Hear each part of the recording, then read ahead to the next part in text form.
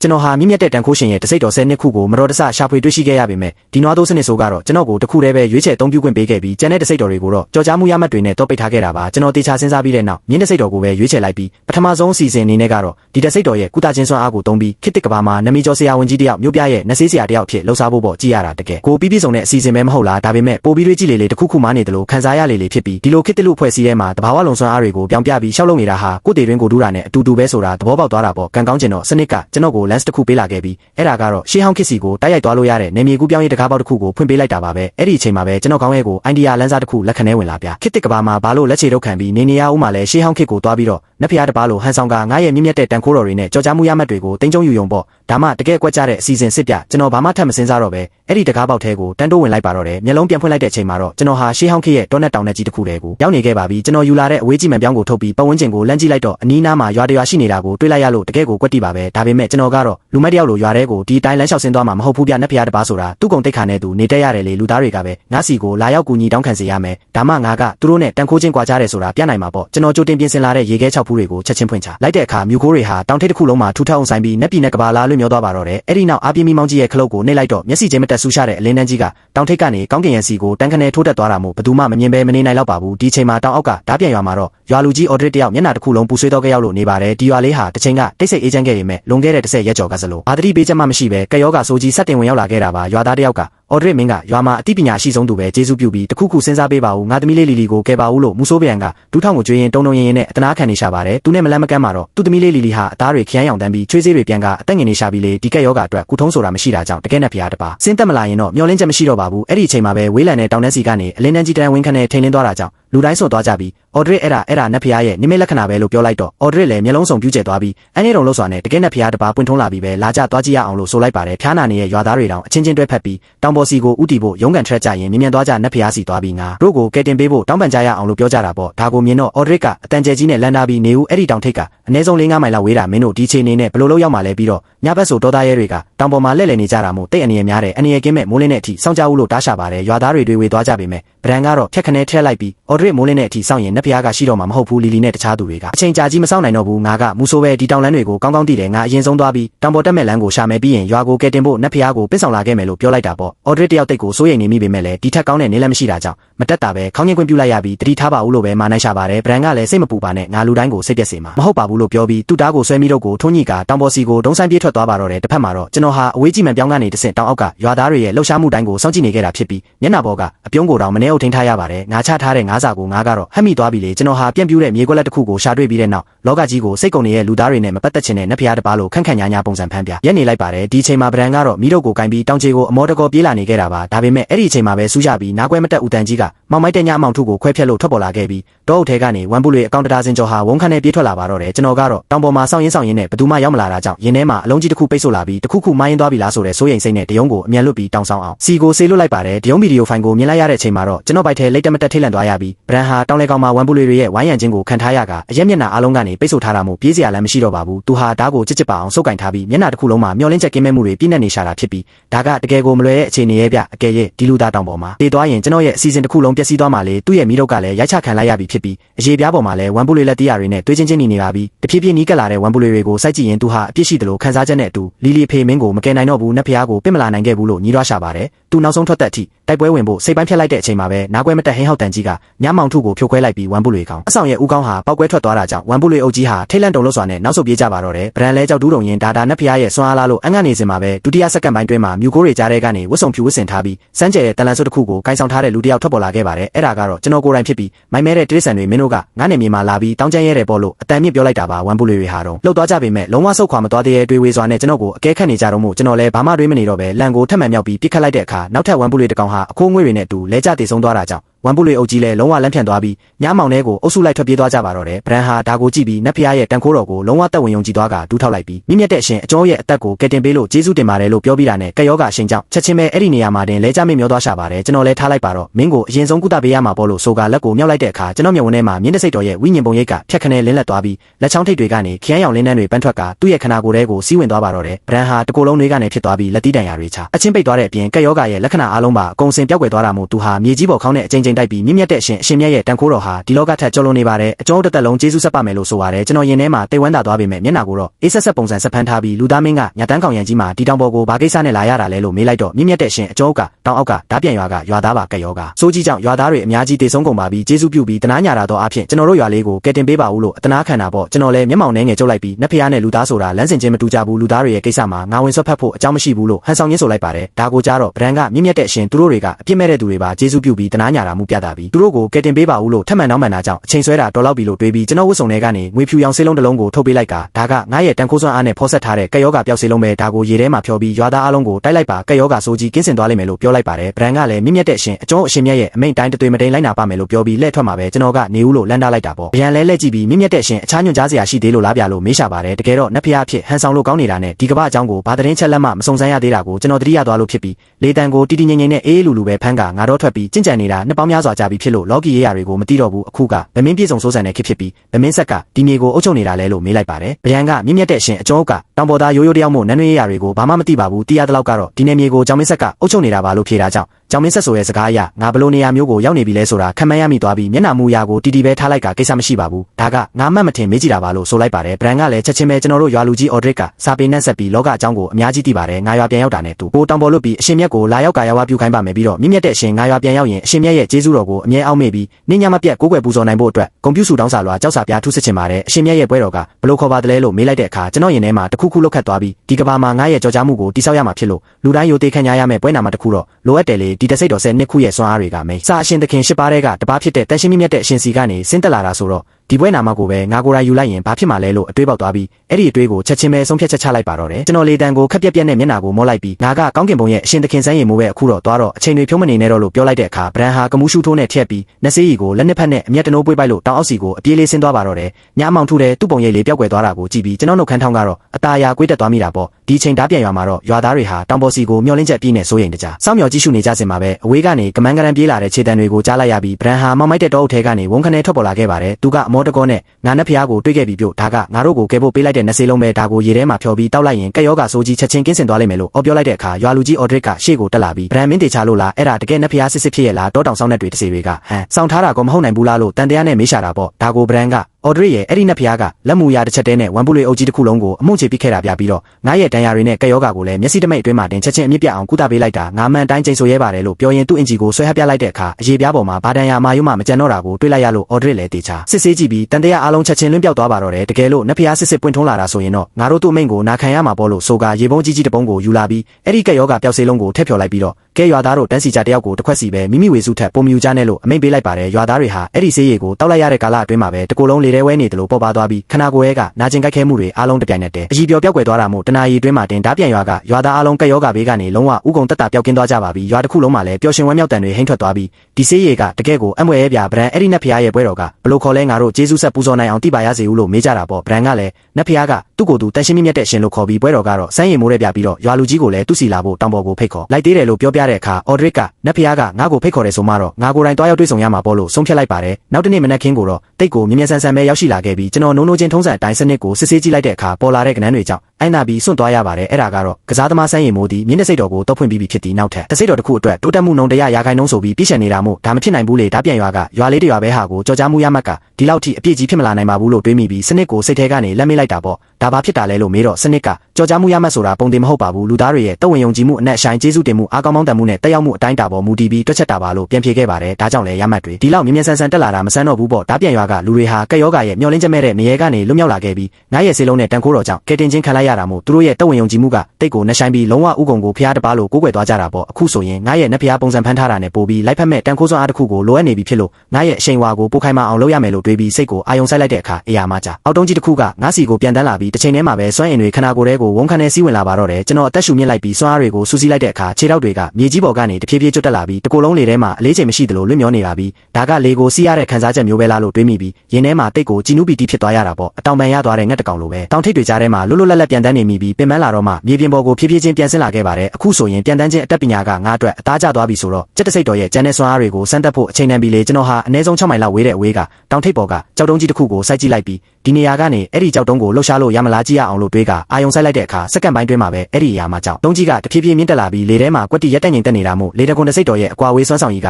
ငါထင်ထားတာထက်အများကြီးပိုဝေးတာပဲလို့သဘောပေါက်သွားပါတယ်နောက်တစ်ဆင့်အနေနဲ့အရှိန်ကိုစမ်းသပ်ဖို့အတွက်အဲ့ဒီကြောက်တုံးကြီးကိုငါးစီပြန်တန်းလာအောင်စိတ်နဲ့တွန်းပို့လိုက်ပေမဲ့တွားသွားနေတယ်လို့မျိုးလျက်စစ်စကူတာအနေလေးစီးနေရတဲ့လောက်ပဲမျက်နှာမို့ငါသဘောပေါက်သွားပြီးလေတကွန်တစိတ်တော်ကအကွာဝေးနဲ့တိကျမှုမှာတိတ်တော်ပေမဲ့အရှိန်နှုန်းကတော့သူ့ရဲ့အားနည်းချက်ပဲဒါပေမဲ့လည်းဘာတဘာဝလုံစွမ်းအားမှမရှိတဲ့ဒီရှေးဟောင်းကဘာကြီးမှာတော့ဒါဟာလုံးဝကိုအပိုင်နိုင်ကြီးစိုးနိုင်တဲ့တန်ခိုးစွမ်းအားပဲမဟုတ်လားအဲ့ဒီအချိန်မှာပဲတောင်အောက်ကနေခြေတံတွေထွက်ပေါ်လာတာမို့ကြည့်လိုက်တော့မင်းညကလူသားပဒံကစံပင်ဖြူဖြူနဲ့အဖိုးကိုတယောက်ကိုဥဆောင်ပြီးတောင်လန်းတိုင်းတက်လာတာကိုတွေ့လိုက်ရလို့ဒါဟာရွာလူကြီးဖြစ်ရမယ်ဆိုပြီးသူတို့နီးကပ်လာတဲ့အချိန်မှာပဲကျွန်တော်ကလေထဲကိုချက်ချင်းပြန်တက်ပြီးဝဲပြန်လို့စောင့်နေလိုက်ပါတယ်ဗရန်နဲ့အော်ဒရစ်တို့တောင်ထိပ်ကိုရောက်လာတဲ့အခါသူတို့နှစ်ယောက်လုံးစွန့်ပြီးအေးခဲသွားကြတာပေါ့ဒါကတကယ့်ကိုနက်ဖျားအစ်စ်ပဲလေဗရန်ကအရှင်မင်းကြီးကကျောင်းဗရန်ကရွာလူကြီးအော်ဒရစ်ကိုခေါ်ဆောင်ပြီးအရှင်မြတ်ကိုလာရောက်ကာယဝပြုတာပါလို့အစီရင်ခံတဲ့အခါကျွန်တော်ကထုံးနှဲစင်လာတွေမလိုပါဘူးလို့ပြောရင်အော်ဒရစ်ကိုအေးဆက်ဆက်အကဲခတ်ကြည့်လိုက်ပြီးအခုကဗမင်းပြေဆုံးစိုးစံတဲ့ခစ်ဖြစ်ပြီးငါတို့ကဘယ်နှမြေတဲကိုရောက်နေတာလဲလို့မေးလိုက်ပါတယ်ရွာလူကြီးကမြင့်မြတ်တဲ့အခုကဆောင်းမင်းဆက်ရဲ့ကောင်းကင်ဘုံတက်ဆင်ခြင်းတတိယမြောက်နေ့ဖြစ်ပါတယ်အကျောင်းတို့ကမြေရဲ့တောင်ဘက်ပင်ရန်ခရိုင်ထဲမှာရှိနေတာပါလို့ဖြေတာကြောင့်မြောက်ပိုင်းဆောင်မင်းဆက်ရဲ့အထွတ်ထိပ်ကာလမင်းကြီးရန်ကျုံထီးနှန်းစိုးစံပြီးတိုင်းပြည်အေဂျင့်တာယာနေတဲ့ခေတ်ပေါ့ကျွန်တော်က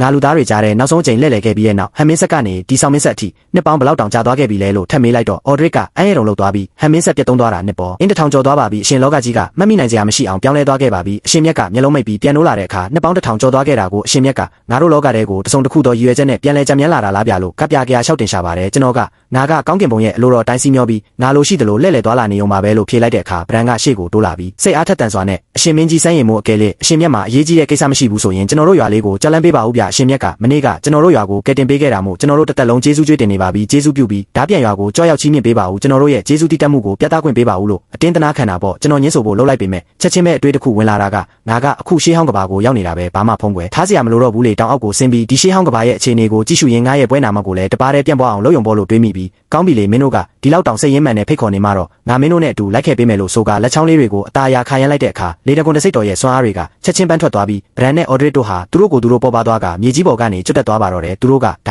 ပါဖြစ်ဒါလည်းမြင့်မြတ်တဲ့အရှင်ကျွန်တော်တို့ပြန်နေပြီပြောလို့အော်ကြတာပေါ့ကျွန်တော်ကလည်းမထိတ်လန့်ကြနဲ့ငါကမင်းတို့ကိုတောင်ပေါ်ကနေလမ်းလျှောက်ဆင်းရမယ်ဒုက္ခကနေတက်တာအောင်ငါရဲ့တန်ခိုးတော်နဲ့ပင်းဆောင်ပေးုံတင်ပါလို့အေးအေးဆေးဆေးပြောလိုက်ပြီး10မိနစ်လောက်ကြာတဲ့အခါတောင်အောက်ကဓာပြန်ရွာကိုရောက်ရှိသွားပါတယ်ရွာသားတွေကဟောမှာကြည်ကြောက်ကောင်းကင်မှာငှက်ကြီး3ကောင်ပြန်နေတယ်ဗျအိုဖရားသခင်အဲ့ဒါဗရန်နဲ့ရွာလူကြီးပါလားသူတို့ပြန်နေကြတာလားလို့အနတ္တဖြစ်ကုန်ကြပြီးရွာသားအလုံးဟာဝန်ခံနဲ့လှည့်ပြီးဒူးထောက်လိုက်ကြကတပြိုင်နက်တည်းအရှင်မင်းကြီးကအကျောင်းတို့ရဲ့အသက်ကိုကယ်တင်ပေးလို့ကျေးဇူးတင်ပါတယ်လို့တညီတညွတ်တယ်ဟစ်အော်ပူဇော်ကြပါတော့တယ်ကျွန်တော်ကလည်းအားလုံးထပ်ကြပါဒီလိုလုပ်ဖို့မလိုပါဘူးလို့မိန့်ကြားလိုက်တဲ့အခါအော်ဒရစ်ကထက်ပြီးဒီနေ့ဟာဓာပြန်ရွာအတွက်တိတ်ကိုမင်္ဂလာရှိတဲ့နေ့ရဲ့ပြုတ်အိမ်တိုင်းမှာရှိတဲ့အကောင်းဆုံးအစားအစာတွေကိုထုတ်ခဲ့ကြငါတို့မြင့်မြတ်တဲ့အရှင်သခင်ကိုဂုဏ်ပြုပြီးပွဲတော်တီးကြမယ်လို့အော်ပြောလိုက်တာကြောင့်ရွာသားအလုံးကလည်းတောင်းဖြဖြထောက်ခံပြီးပြင်ဆင်ချက်ပြုတ်ဖို့အိမ်စီကိုအပြေးလွှားပြန်သွားကြပါတော့တယ်ဗျာအကြခင်မှာပဲရွာဝင်ဝမှာစားပွဲရှည်ကြီးတွေပြည့်နေသွားပြီးရွာလောက်ခေါင်ရည်တွေအသားချောက်တွေနဲ့လက်ဆက်တဲ့ဟင်းသီးဟင်းရက်တွေစုံလင်စွာခင်းချင်းထားပါတော့တယ်ကျွန်တော်လည်းဝအောင်စားဝအောင်တောက်ပြီးတောင်ပေါ်ကိုပြန်ဖို့ထလိုက်တဲ့အခါမြင့်မြတ်တဲ့အရှင်ခဏလောက်ဆောင်ပါဦးကျွန်တော်တို့ရွာသားအားလုံးတိုင်ပင်ပြီးပါပြီတရွာလုံးမှာရှိတဲ့တစ်တွေကိုစုပေါင်းပြီးအရှင်မြတ်အတွက်နေအိမ်တစ်လုံးဒီရွာထဲမှာပဲစောက်လုပ်လူတန်းကျင်ပါတယ်ကျေးဇူးပြုပြီးကျွန်တော်တို့နဲ့အတူနေထိုင်ပေးပါဦးလို့တောင်းပန်ကြတာပေါ့ကျွန်တော်ကလည်းမင်းတို့ကဘာလို့ငါ့ကိုဒီမှာပဲအတင်းကျပ်နေစေချင်ရတာလဲလို့မေးလိုက်တော့မြင့်မြတ်တဲ့အရှင်အခုခေတ်ကတာယာဝပြောရဲ့ခေတ်ဖြစ်ပေမဲ့လည်းပင်ရန်ခရိုင်ရဲ့နေဆက်ဒေသတွေမှာတော့အစိမ့်မြူခိုးတွေပိတ်ဆို့နေပြီးကက်ယောဂါဆိုးကြီးကလည်းအရန်တောင်းကျမ်းနေတာဗျဘေးပတ်ဝန်းကျင်က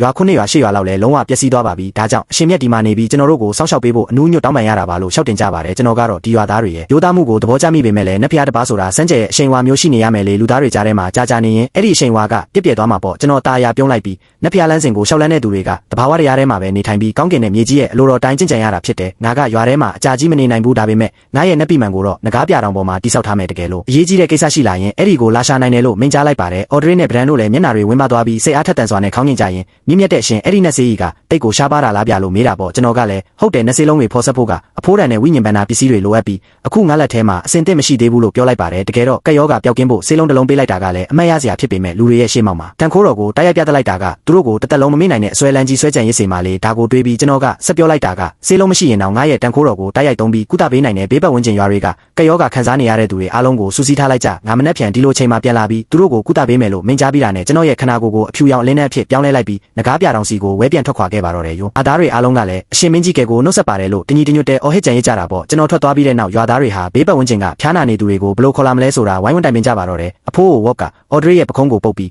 အော်ဒရစ်မင်းရဲ့မိသားစုတွေနေထိုင်တဲ့အော်ဒရစ်ချိုင်ဝမ်မှာလည်းကက်ယောဂဖြစ်နေရဲ့မဟုတ်လားသူတို့ကိုလည်းအကုန်ခေါ်လာခဲ့လေလို့ပြောလိုက်ပါတယ်အခြားလူကြီးတယောက်ကလည်းအော်ဒရစ်ငြိမ်နေတာကိုသတိထားမိပြီးအော်ဒရစ်မင်းဘာတွေတွေးနေတာလဲလို့မေးတော့ငါကအရှင်မင်းကြီးကငါတို့အသက်တွေကိုကယ်တင်ပေးခဲ့တာမို့ကျေးဇူးဘယ်လိုဆက်ရမလဲတွေးနေတာဒါပေမဲ့ငါတို့လက်ထဲမှာသူ့ကိုပူဇော်ဖို့ထိုက်တန်တဲ့အရာတစ်ခုမှမရှိဘူးဖြစ်နေတယ်လို့ဖြေရှာပါတယ်အဲ့ဒါတော့ဟုတ်တယ်နဲ့ဖျားဆိုတာလော်ကီပစ္စည်းတွေကိုအလိုမရှိပါဘူးငါတို့မှရှိတာတွေကသူ့အတွက်ဘာမှတန်ဖိုးမရှိဘူးလေလို့အခြားသူတွေကဆိုကြတာပေါ့အော်ဒရစ်ကတိတ်ဆိတ်စွာစဉ်းစားနေပြီးမှမျက်လုံးထဲမှာအလင်းရောင်တစ်ခုလက်ခဏဲပေါ်လာပြီးငါကြံရပြီပြုတ်လူတိုင်းကကြော်ကြားမှုကိုလိုချင်ကြတာပဲဖျားเจ้าတွေကနတ်ဖျားတွေတောင်ရွှေပလက်လင်တွေနဲ့အမွှေးတိုင်ပူဇော်တာကိုလက်ခံကြသေးတာပဲအကယ်လေအရှင်မင်းကြီးကဒီလိုຢာတွေကိုစိတ်မဝင်စားရင်တောင်သူ့ရဲ့ပွဲတော်ကိုအရရက်မှာပြန့်နှံ့ကြော်ကြအောင်လုပ်ပေးရင်သူတေချာပေါက်သဘောကျမှာပါလို့အကြံပြုလိုက်ပါတယ်အခြားလူကြီးတွေလည်းသဘောတူခေါင်းညှိကြပြီးအော်ဒရစ်ရဲ့အိုင်ဒီယာကိုချီးမွမ်းကြပါတော့တယ်အော်ဒရစ်ဟာနတ်ဖျားရဲ့ပုံတူပန်းချီကအမြောက်များကိုရေးဆွဲပြီးဘေးရွာတွေကိုဖျားနာသူတွေတွားခေါ်မဲ့သူတွေစီထည့်ပေးလိုက်ကတွားလျာလမ်းမှာနတ်ဖျားရဲ့ပွဲတော်ကိုတပါးတည်းဖြန့်ဝေစေခဲ့ပါတယ်နောက်တစ်နေ့မိုးတောက်လင်းပြိုးစချိန်မှာပဲဓာပြန်ရွာကတမာတဲ့လူရွယ်လေး9ယောက်ကိုဘေးရွာတွေကလူနာတွေကိုတွားခေါ်ဖို့အရက်မျက်နှာတီးတီးကိုဆေးလွတ်လိုက်ကြတာပေါ့ဗရန်ကလည်းသူ့သမီးလေးကိုခေါ်ပြီးသူ့ရောက်ခမနေထိုင်တဲ့ရွှေညွန်ရွာစီကိုတွားခဲ့ရမယ်ရွာထဲကိုခြေချလိုက်မိတဲ့အချိန်မှာပဲသူတို့နှစ်ယောက်လုံးအန်နာပြီးအေးခဲသွားကြရပါတယ်အဲ့ဒီနေရာတစ်ခုလုံးကပျက်စီးရွေ့နေပြီးအိမ်များပြားဟာမီးလောင်ပြားကြလို့နယံမင်းမီးကြီးတွေပဲကျန်တော့တာကိုသမီးလေးလီလီကဖိုးဖိုးနဲ့ဖွားဖွားတို့ကအဆင်ပြေရဲ့လားဟင်လို့စိုးရိမ်တကြီးမင်းနေစင်မှာပဲဝက်ပြက်ဆုပ်ပဲနဲ့ရွာသားတယောက်ဟာမျက်နှာတစ်ခုလုံးထိတ်လန့်တုန်လှုပ်စွာနဲ့ဘေးကနေဖြတ်ပြေးသွားတာမို့ဗရန်ကသူ့ကိုဖမ်းဆွဲလိုက်ပြီးဟေ့လူဒီရွာမှာဘာတွေချစ်ခဲ့တာလဲအရှိဘက်ဆုံးမှာနေတဲ့ရွာလူကြီးမရှိရဲ့မိသားစုကောဘာဖြစ်သွားပြီလဲလို့မေးလိုက်ပါတယ်အဲ့ဒီရွာသားကမင်းကသူ့ရဲ့တမက်ဖြစ်ရမယ်ဟာကက်ယောဂါကငါတို့ကိုတိတ်ထိနာစေခဲ့တာဗျာရွာလူကြီးကဖျားနာတဲ့သူတွေကိုကျိန်စာတက်နေရဆိုပြီးရွာပြင်ကပျက်စီးနေတဲ့ဖျားเจ้าဟောင်းကြီးစီကိုအကုန်မောင်းထုတ်ပြီးသူတို့ဖောက်သူတို့ရှာစားခိုင်းထားတယ်ပြီးတော့ကက်ယောဂါမပြန့်ပွားအောင်အိမ်တွေကိုပါမိရှို့ပစ်လိုက်တာလို့ပြောပြရှာပါတယ်ဗရန်လည်းမျက်နှာတစ်ခုလုံးဖြူလျော်သွားပြီးဘာစကားမှမပြောဘဲလီလီလက်ကိုဆွဲကရွာပြင်ကပျက်စီးနေတဲ့ဖျားเจ้าဟောင်းကြီးစီကိုအစွမ်းကုန်ပြေးပါတော့တယ်သူတကားကိုဝုန်းခနဲတွန်းဖွင့်လိုက်တဲ့အချိန်မှာပဲပုံနဲ့တွေနဲ့ဆေးနဲ့ညော်ညော်ကြီးကနှာခေါင်းရဲကိုစုခနဲတိုးဝင်လာပြီးလူတရာစင်ကျော်ဟာကျမ်းပြင်ပေါ်မှာလဲလျောင်းနေကြကလူတိုင်းဟာအသားတွေဝါဖြော့ပြီးအသက်ငင်နေကြသလိုလက်တစ်ဖက်တောင်မမြောက်နိုင်လောက်အောင်အားအင်ကုန်ခန်းနေကြတာပါဗရန်ကအခန်းထဲကိုအကဲခတ်ကြည့်လိုက်တော့ထောင်းတနေရာမှာကုန်းကုန်းကိုကွက်နဲ့တွန့်လိန်နေတဲ့ရွာလူကြီးမာရှ်နဲ့သူ့ဇနီးတို့ကိုချက်ချင်းမြင်လိုက်ရတာကြောင့်အဖေအမေလို့အော်ဟစ်ပြီးအပြေးလွှားသွားရှာပါတယ်ရွာလူကြီးမာရှ်ကခရမ်းလုံလုံနဲ့ထိုင်ဖို့ရုန်းကန်ရင်ဗရန်မင်းပါလို့လာတာလဲမြ мян ထွက်သွားငါတို့မှာကက်ယောဂါရှိတယ်မင်းပါကူးဆက်လိုက်မယ်လို့ပြောရင်ဗရန်ရဲ့နောက်က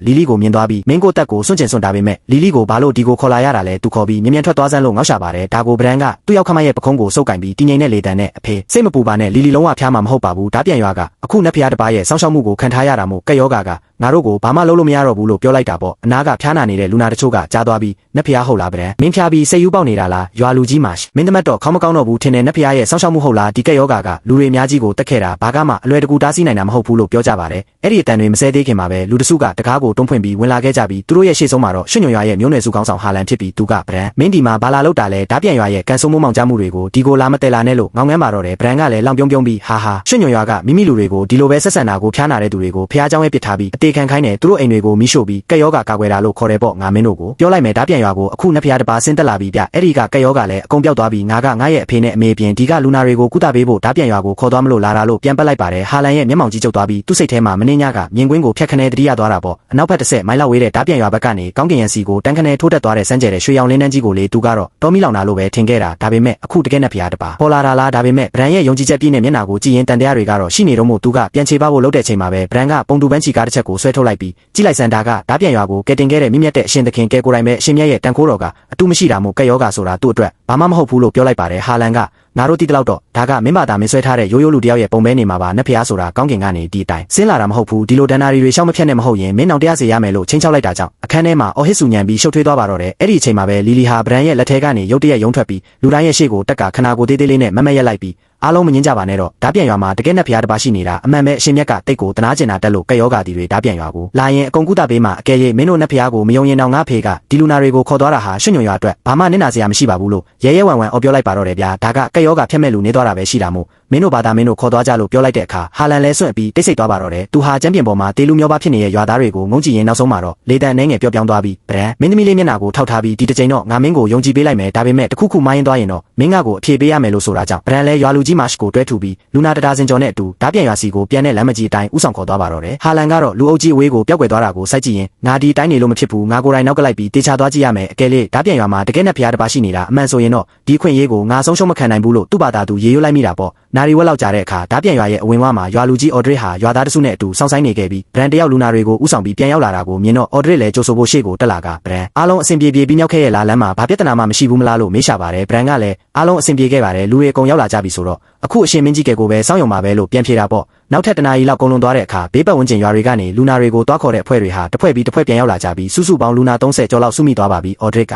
အရှင်မင်းကြီးကဟာအတိုင်းစားမရှိတနာကျင်တာတက်ပြီးလူသားအလုံးပေါ်ကိူနာပွားများသူဖြစ်တယ်ဒီနေ့သူကကက်ယောဂခံစားနေရတဲ့မင်းတို့အားလုံးကိုကုသပေးလိမ့်မယ်လို့ရွာသားတွေကိုအားပေးနေခဲ့ပါတယ်ဒီချိန်မှာကျွန်တော်ကတော့တောင်ပေါ်မှာအိမ်မောကျနေတုန်းဖြစ်ပြီးစနစ်ရဲ့ဆူးရှားတဲ့တတိပေးနှုတ်ဆက်တန်ကြောင့်ချက်ချင်းလက်နှိုးသွားရတာပေါ့အားနာလုံးဝကိုမင်းနေတာပဲဒီနေ့ရွာသားတွေကိုတွားကူပေးရမှာလေလို့တတိယပြီးချက်ချင်းကိုဟန်ပြင်ကလေထဲကိုပြန်တက်လိုက်ပြီးတောင်အောက်ကိုငုံကြည့်လိုက်တဲ့အခါရွာဝင်ဝါကမြေကွက်လက်ကျဲကြီးမှာရွာသားတွေအများကြီးဒူးထောက်ပြီးစောင့်နေကြတာကိုတွေ့လိုက်ရပါတယ်သူတို့တွေငါ့ကိုဆူတောင်းပူဇော်နေကြတာလားဒါကနင်းနေတော့လွန်သွားပြီဗျာကျွန်တော်လည်းမရေပဲမနေနိုင်တော့ပေမဲ့လူတိုင်းကဒီလောက်ထိအလေးနဲ့ထားနေကြမှာတော့သူတို့ကိုစိတ်ပြအောင်မလုပ်ရဘူးလေတောင်အောက်မှာတော့အော်ဒရစ်ကအတန်ကျဲကြီးနဲ့အရှင်မင်းကြီးကဆင်းတက်လာပြီးပြောလို့အော်ပြောလိုက်တဲ့အချိန်မှာပဲကောင်းကင်ယံကနေတမနီချင်းထိကတ်တန်လို့စမ်းကြဲပြီးကြည်လင်တဲ့အတန်ကြီးထွက်ပေါ်လာပြီးစိမ့်ဖန့်ဖန့်ကြောက်စိမ့်အောင်တန်လန်ဆွတ်ကြဤတစင်းဟာကောင်းကင်ကနေဒုံခန်းနဲ့ဆင်းတက်လာကမြေကွက်လက်ရဲ့အလဲဘိုးမှာတက်တက်မတ်မတ်ဆိုင်ဝင်သွားပြီးဘင်းရဲ့လန်သွားပတ်ပတ်လည်မှာရွှေရောင်လင်းနှန်းတွေလွင့်မျောနေပါတော့တယ်အဲ့ဒီနောက်မှာတော့ဝတ်စုံဖြူဝတ်ဆင်ထားပြီးလော်ကီလူသားတွေနဲ့လုံးဝမတူတဲ့အစင်းတန်မျိုးနဲ့လူတယောက်ဟာကောင်းကင်ကနေဖြည်းဖြည်းချင်းလွင့်မျောဆင်းတက်လာတာမို့ဘလို့ကြည့်ကြည့်တကယ်နဲ့ဖျားစစ်စစ်ပါပဲဗျာဓာပြန်ရွာကလူတွေဟာအဲ့ဒီတုံလှုပ်ချင်းဝမ်းမြောက်ချင်းတွေနဲ့အတူမျက်ရည်တွေဝဲလာကြပြီးအချိန်ချင်းဥချပူဇော်ကြပါတော့တယ်အခြားရွာတွေကလာတဲ့လူတွေဆိုရင်တော့အဲ့လုံးလို့စကားတလုံးမှမဟတ်နိုင်ပဲမျက်လုံးစုံပြူးကျဲကသူတို့ခေါင်းထဲမှာတကယ်နဲ့ဖျားတစ်ပါးရှိနေတာအမှန်ပဲဆိုတဲ့အတွေ့အကြုံတွေပဲရှိနေကြတာပေါ့ကျွန်တော်ကလေတံကိုခက်အေးအေးနဲ့ထုံးနှန်းစင်လာတွေမလိုပါဘူးငါဒီနေ့လာတာကက်ယောဂခံစားနေရတဲ့သူတွေကိုကုသပေးဖို့ပဲလို့မိန့်ကြားလိုက်တဲ့အခါအော်ဒရစ်ကအရှင်မင်းကြီးကဲတာကဘေးပတ်ဝန်းကျင်ရွာတွေကလာတဲ့ကက်ယောဂတီတွေပါကျေးဇူးပြုပြီးသူတို့ကိုကယ်တင်ပေးပါဦးလို့ရှောက်တင်ပါတယ်အဲ့ဒီအချိန်မှာပဲအသားတွေဝါဖြော့ပြီးအသက်ငင်နေတဲ့လူနာတွေဟာသူတို့ရဲ့ခန္ဓာကိုယ်ထဲကိုနှွေးကနေဖြစ်သွားတဲ့အလင်းတန်းတစ်ခုစီးဝင်လာတယ်လို့ခံစားလိုက်ရပြ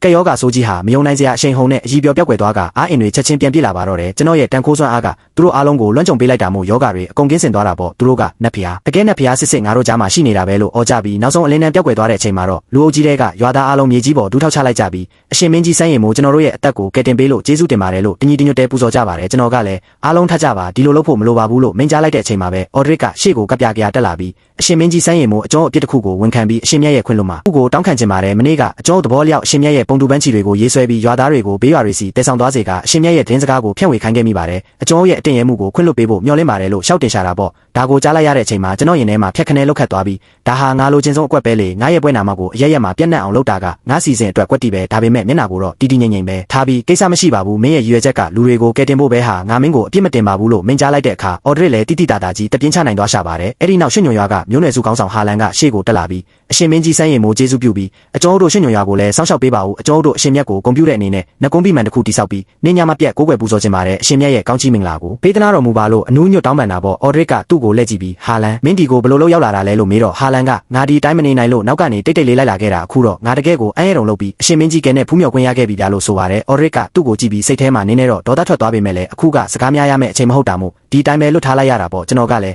မင်းတို့ရဲ့တက်ဝင်ယုံကြည်မှုကိုငါလက်ခံပါတယ်ဒါပေမဲ့နှကုံးပိမှန်ကိုတော့မင်းတို့တက်နိုင်တဲ့လောက်ပဲလုပ်ကြပါလူတို့ကိုဝင်ထုတ်ဝင်ဖို့မဖြစ်စေနဲ့လို့မိန့်ကြားလိုက်တော့ဟာလန်ကအရှင်မင်းကြီးစမ်းရည်မို့စိတ်ချပါအကျော်တို့အရှင်မြတ်ရဲ့အမိန့်တော်တိုင်းနာခံပြီးလူတွေကိုဘယ်တော့မှဝင်ထုတ်ဝင်ဖို့မဖြစ်စေရပါဘူးလို့ကတိပေးပါတယ်ကျွန်တော်ခေါင်းညှိပြလိုက်ပြီးစနစ်ကိုဖွင့်ကြည့်လိုက်တဲ့အခါကစားသမားစမ်းရည်မို့ဒီမြင်းတစိတ်တော်နဲ့ကြက်တစိတ်တော်တို့ကိုတော့ဖွင့်ပြီးပြီဖြစ်သည်နောက်ထပ်တစိတ်တော်တစ်ခုအတွက်တိုးတက်မှုနှုန်း86%ဆိုပြီးပြနေတာမို့ယင်းထဲမှာကျင်းတဲ့ပီတီဖြစ်သွားရပါတယ်ရွာသားတွေအိမ်ပြန်ရောက်ပြီးဒီနေ့အကြောင်းကိုအရက်ရက်မှာထပ်ဆင့်ဖြန့်ဝေလိုက်ရင်တော့အဲ့ဒီတိုးတက်မှုနှုန်းက100%အပြည့်ဖြစ်သွားတော့မှတေချာတဲ့အခုကျန်တဲ့မိကုန်းကတော့နောက်ထပ်ဗတစိတ်တော်ကိုရွေးရမလဲဆိုတာပဲပေါ့နောက်တနေ့မနက်ခင်းမှာတော့ဓာပြန်ရွာရဲ့လမ်းကြားလေးတစ်ခုထဲမှာရိုးရိုးရှင်းရှင်းဝတ်ဆင်ထားတဲ့အဖိုးကိုတယောက်ပေါ်လာခဲ့ပြီးအဲ့ဒါကတော့တခြားသူမဟုတ်ပါဘူးမြောက်တစိတ်တော်ကိုတုံးပြီးရုပ်ဖြတ်ထားတဲ့ကျွန်တော်ကိုယ်တိုင်မှာပဲဟုတ်ပါတယ်မင်းညကတိုးတက်မှုနှုန်းက100%ပြည့်သွားတာမို့ကျွန်တော်မြောက်တစိတ်တော်ကိုရွေးချယ်လိုက်တာဖြစ်ပြီးဒီတစိတ်တော်ကလူတွေနဲ့ပစ္စည်းတွေကိုတိရစ္ဆာန်ဖြစ်ပြောင်းလဲနိုင်ုံတင်မကပဲကိုယ့်ရဲ့ရုပ်သွင်ပြင်ကိုပါတခြားသူတယောက်နဲ့ထပ်တူကြအောင်ပြောင်းလဲပြနိုင်တာဗျကျွန်တော်ရွာထဲမှာအေးလူလျှောက်လဲရင်းနဲ့မကြခင်မှာပဲစမ်းချောင်းကြီးစာတင်ကျောင်းလို့ရေးထားတဲ့တစ်သားဆိုင်ပုတ်တက်ထားတဲ့ကျောင်းဆောင်ဟောင်းလေးတစ်ခုစီရောက်သွားခဲ့ပါတယ်ပြတင်းပေါက်ကနေလမ်းကြည့်လိုက်တော့အော်ဒရစ်ကလေးတစုရဲ့ရှေ့မှာရက်ပြီးစာလုံးသုံးလုံးချမ်းကိုတင်ကြားပေးနေတာကိုတွေ့လိုက်ရလို့ကျွန်တော်ထင်ထားတဲ့အတိုင်းအော်ဒရစ်ကတာမန်လူတယောက်မဟုတ်ပါဘူးဒါကြောင့်လေသူကဓာပြန်ရွာမှာဒီလောက်ထိအလေးနဲ့အလေးထားခံရတာကိုကျောင်းပိတ်ချိန်ကလေးတွေအပြင်ထွက်ကစားတဲ့အချိန်မှာတော့ကျွန်တော်တကားကိုတွန်းဖွင့်ပြီးအထဲကိုဝင်လိုက်ကပြုံးလျက်နဲ့အော်ဒရစ်မင်းကဒီကလေးတွေကိုစာရေးစာဖတ်တတ်အောင်တေချာကျူးစိုက်တင်ပေးနေတာပဲဒါကသူတို့တနေ့မှာနန်းတွင်းစာမေးပွဲတွေအောင်မြင်ပြီးအရာရှိကြီးတွေချစ်လာဖို့မျှော်လင့်ချက်နဲ့လားလို့မေးလိုက်ပါတ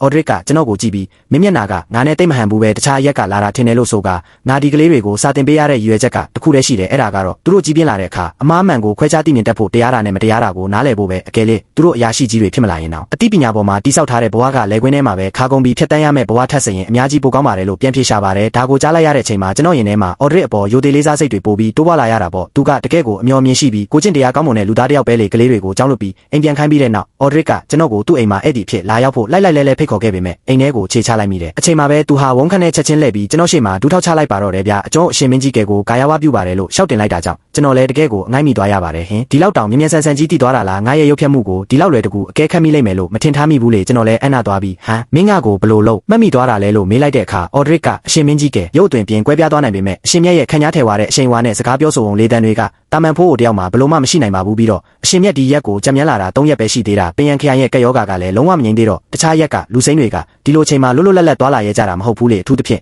ဓာပြန်စာတင်ကြောင်းကိုဘာအကြောင်းပြချက်မှမရှိပဲလာမဲ့လူစိမ်းဆိုတာမရှိနိုင်ပါဘူးနတ်ဖျားတွေဟာမိမိလိုရှိတယ်လို့ရုပ်မျိုးမျိုးပြောင်းလဲနိုင်တယ်လို့အကျုံးကြားဘူးထားတာကြောင့်အရှင်မင်းကြီးကကိုယ်တိုင်ပဲဖြစ်ရမယ်လို့အတင်ရဲပြီးခံမှန်းလိုက်တာပါလို့ရှင်းပြရှာပါတယ်ကိုကွက်ကိုအကဲခတ်မိသွားပြီဆိုမှတော့ကျွန်တော်လည်းဆက်ပြီးရုပ်ဖြတ်မနေတော့ပဲမြောက်တစိတ်တော်ရဲ့တန်ခိုးစွမ်းအားကိုဖျက်ခနဲရုပ်သိမ်းလိုက်ကမူရင်းနတ်ဖျားရုပ်တွင်အတိုင်းပြန်ပြောင်းလိုက်ပါတော့တယ်မင်းငါကိုရိပ်မိသွားပြီဆိုမှတော့ငါလည်းဖုံးကွယ်မထားတော့ပါဘူးငါဒီတစ်ချိန်တောင်အောက်ဆင်းလာတာလူသားတွေဘလို့နေထိုင်မလဲဆိုတာကိုဒီတိုင်းလာရောက်ကြည့်ရှုတာပါလို့ပြောရင်ခန့်ခနဲရက်လိုက်တဲ့အချိန်မှာပဲခေါင်းထဲကိုအိုင်ဒီယာတစ်ခုဝင်လာတာကြောင့်လက်ကိုမြောက်လိုက်ပြီးအနားမှာရှိတဲ့လေးလွင်းကြောင်တစ်ကောင်ကိုမြောက်တစိတ်တော်ရဲ့စွမ်းအားနဲ့ဖြူဖွေးတန့်စင်တဲ့နတ်သားရဲ့ပီရှုဖြစ်ပြောင်းလဲပြလိုက်ပါတယ်အဲ့ဒီနောက်ပြီးတော့ငါရဲ့စီးတော်ရင်အတွက်အစားအစာရှာဖွေဖို့လည်းပါတာပေါ့သူကရွှေနဲ့ငွေကိုပဲစားသုံးတာဒါပေမဲ့လူသားတွေစီကနေရွှေငွေတွေကိုပူဇော်တက်ကဖြစ်အတင်းတောင်းခံဖို့ကြတော့လေနတ်ဖျားတစ်ပါးအနေနဲ့မလျော်ကန်ဘူးလေလို့ပြောလိုက်တာပေါ့အော်ဒရစ်ဟာအသက်ဝင်လုံးပြီးခညာလာတဲ့နတ်သားရဲ့ပီရှုကြီးကိုကြည့်ပြီးချက်ချင်းထပ်မံဦးချလိုက်ကအရှင်မင်းကြီးစန်းရည်မိုးရဲ့တန်ခိုးတော်ကစကားလုံးတွေနဲ့ဖော်ပြလို့မရတော့အောင်အံ့စရာကောင်းလာပါတယ်အကျော်အဖိုးကိုဒီနေ့တကယ်ကိုမျက်စိပွင့်နားပွင့်ဖြစ်ခဲ့ရပါပြီလို့ဆိုပြီးခါလောက်စဉ်းစားကမျက်လုံးကိုမောကြည့်ရင်အရှင်မင်းကြီးကဲအရှင်မြတ်အတွက်ရွှေငွေတွေစုဆောင်းရလွယ်ကူစေမဲ့အကြံတစ်ခုအကျော်စီမှာရှိပါတယ်ဗျာလို့ရှောက်တင်ပါတယ်ကျွန်တော်ကလည်းအိုးဘာအကြံလဲပြောပါဦးလို့ဆိုလိုက်တော့ဒီနာကားပြတောင်ရဲ့ခြေရင်းမှာဓာပြကောင်တစ်ခုရှိပါတယ်သူတို့ခေါင်းဆောင်ကိုတော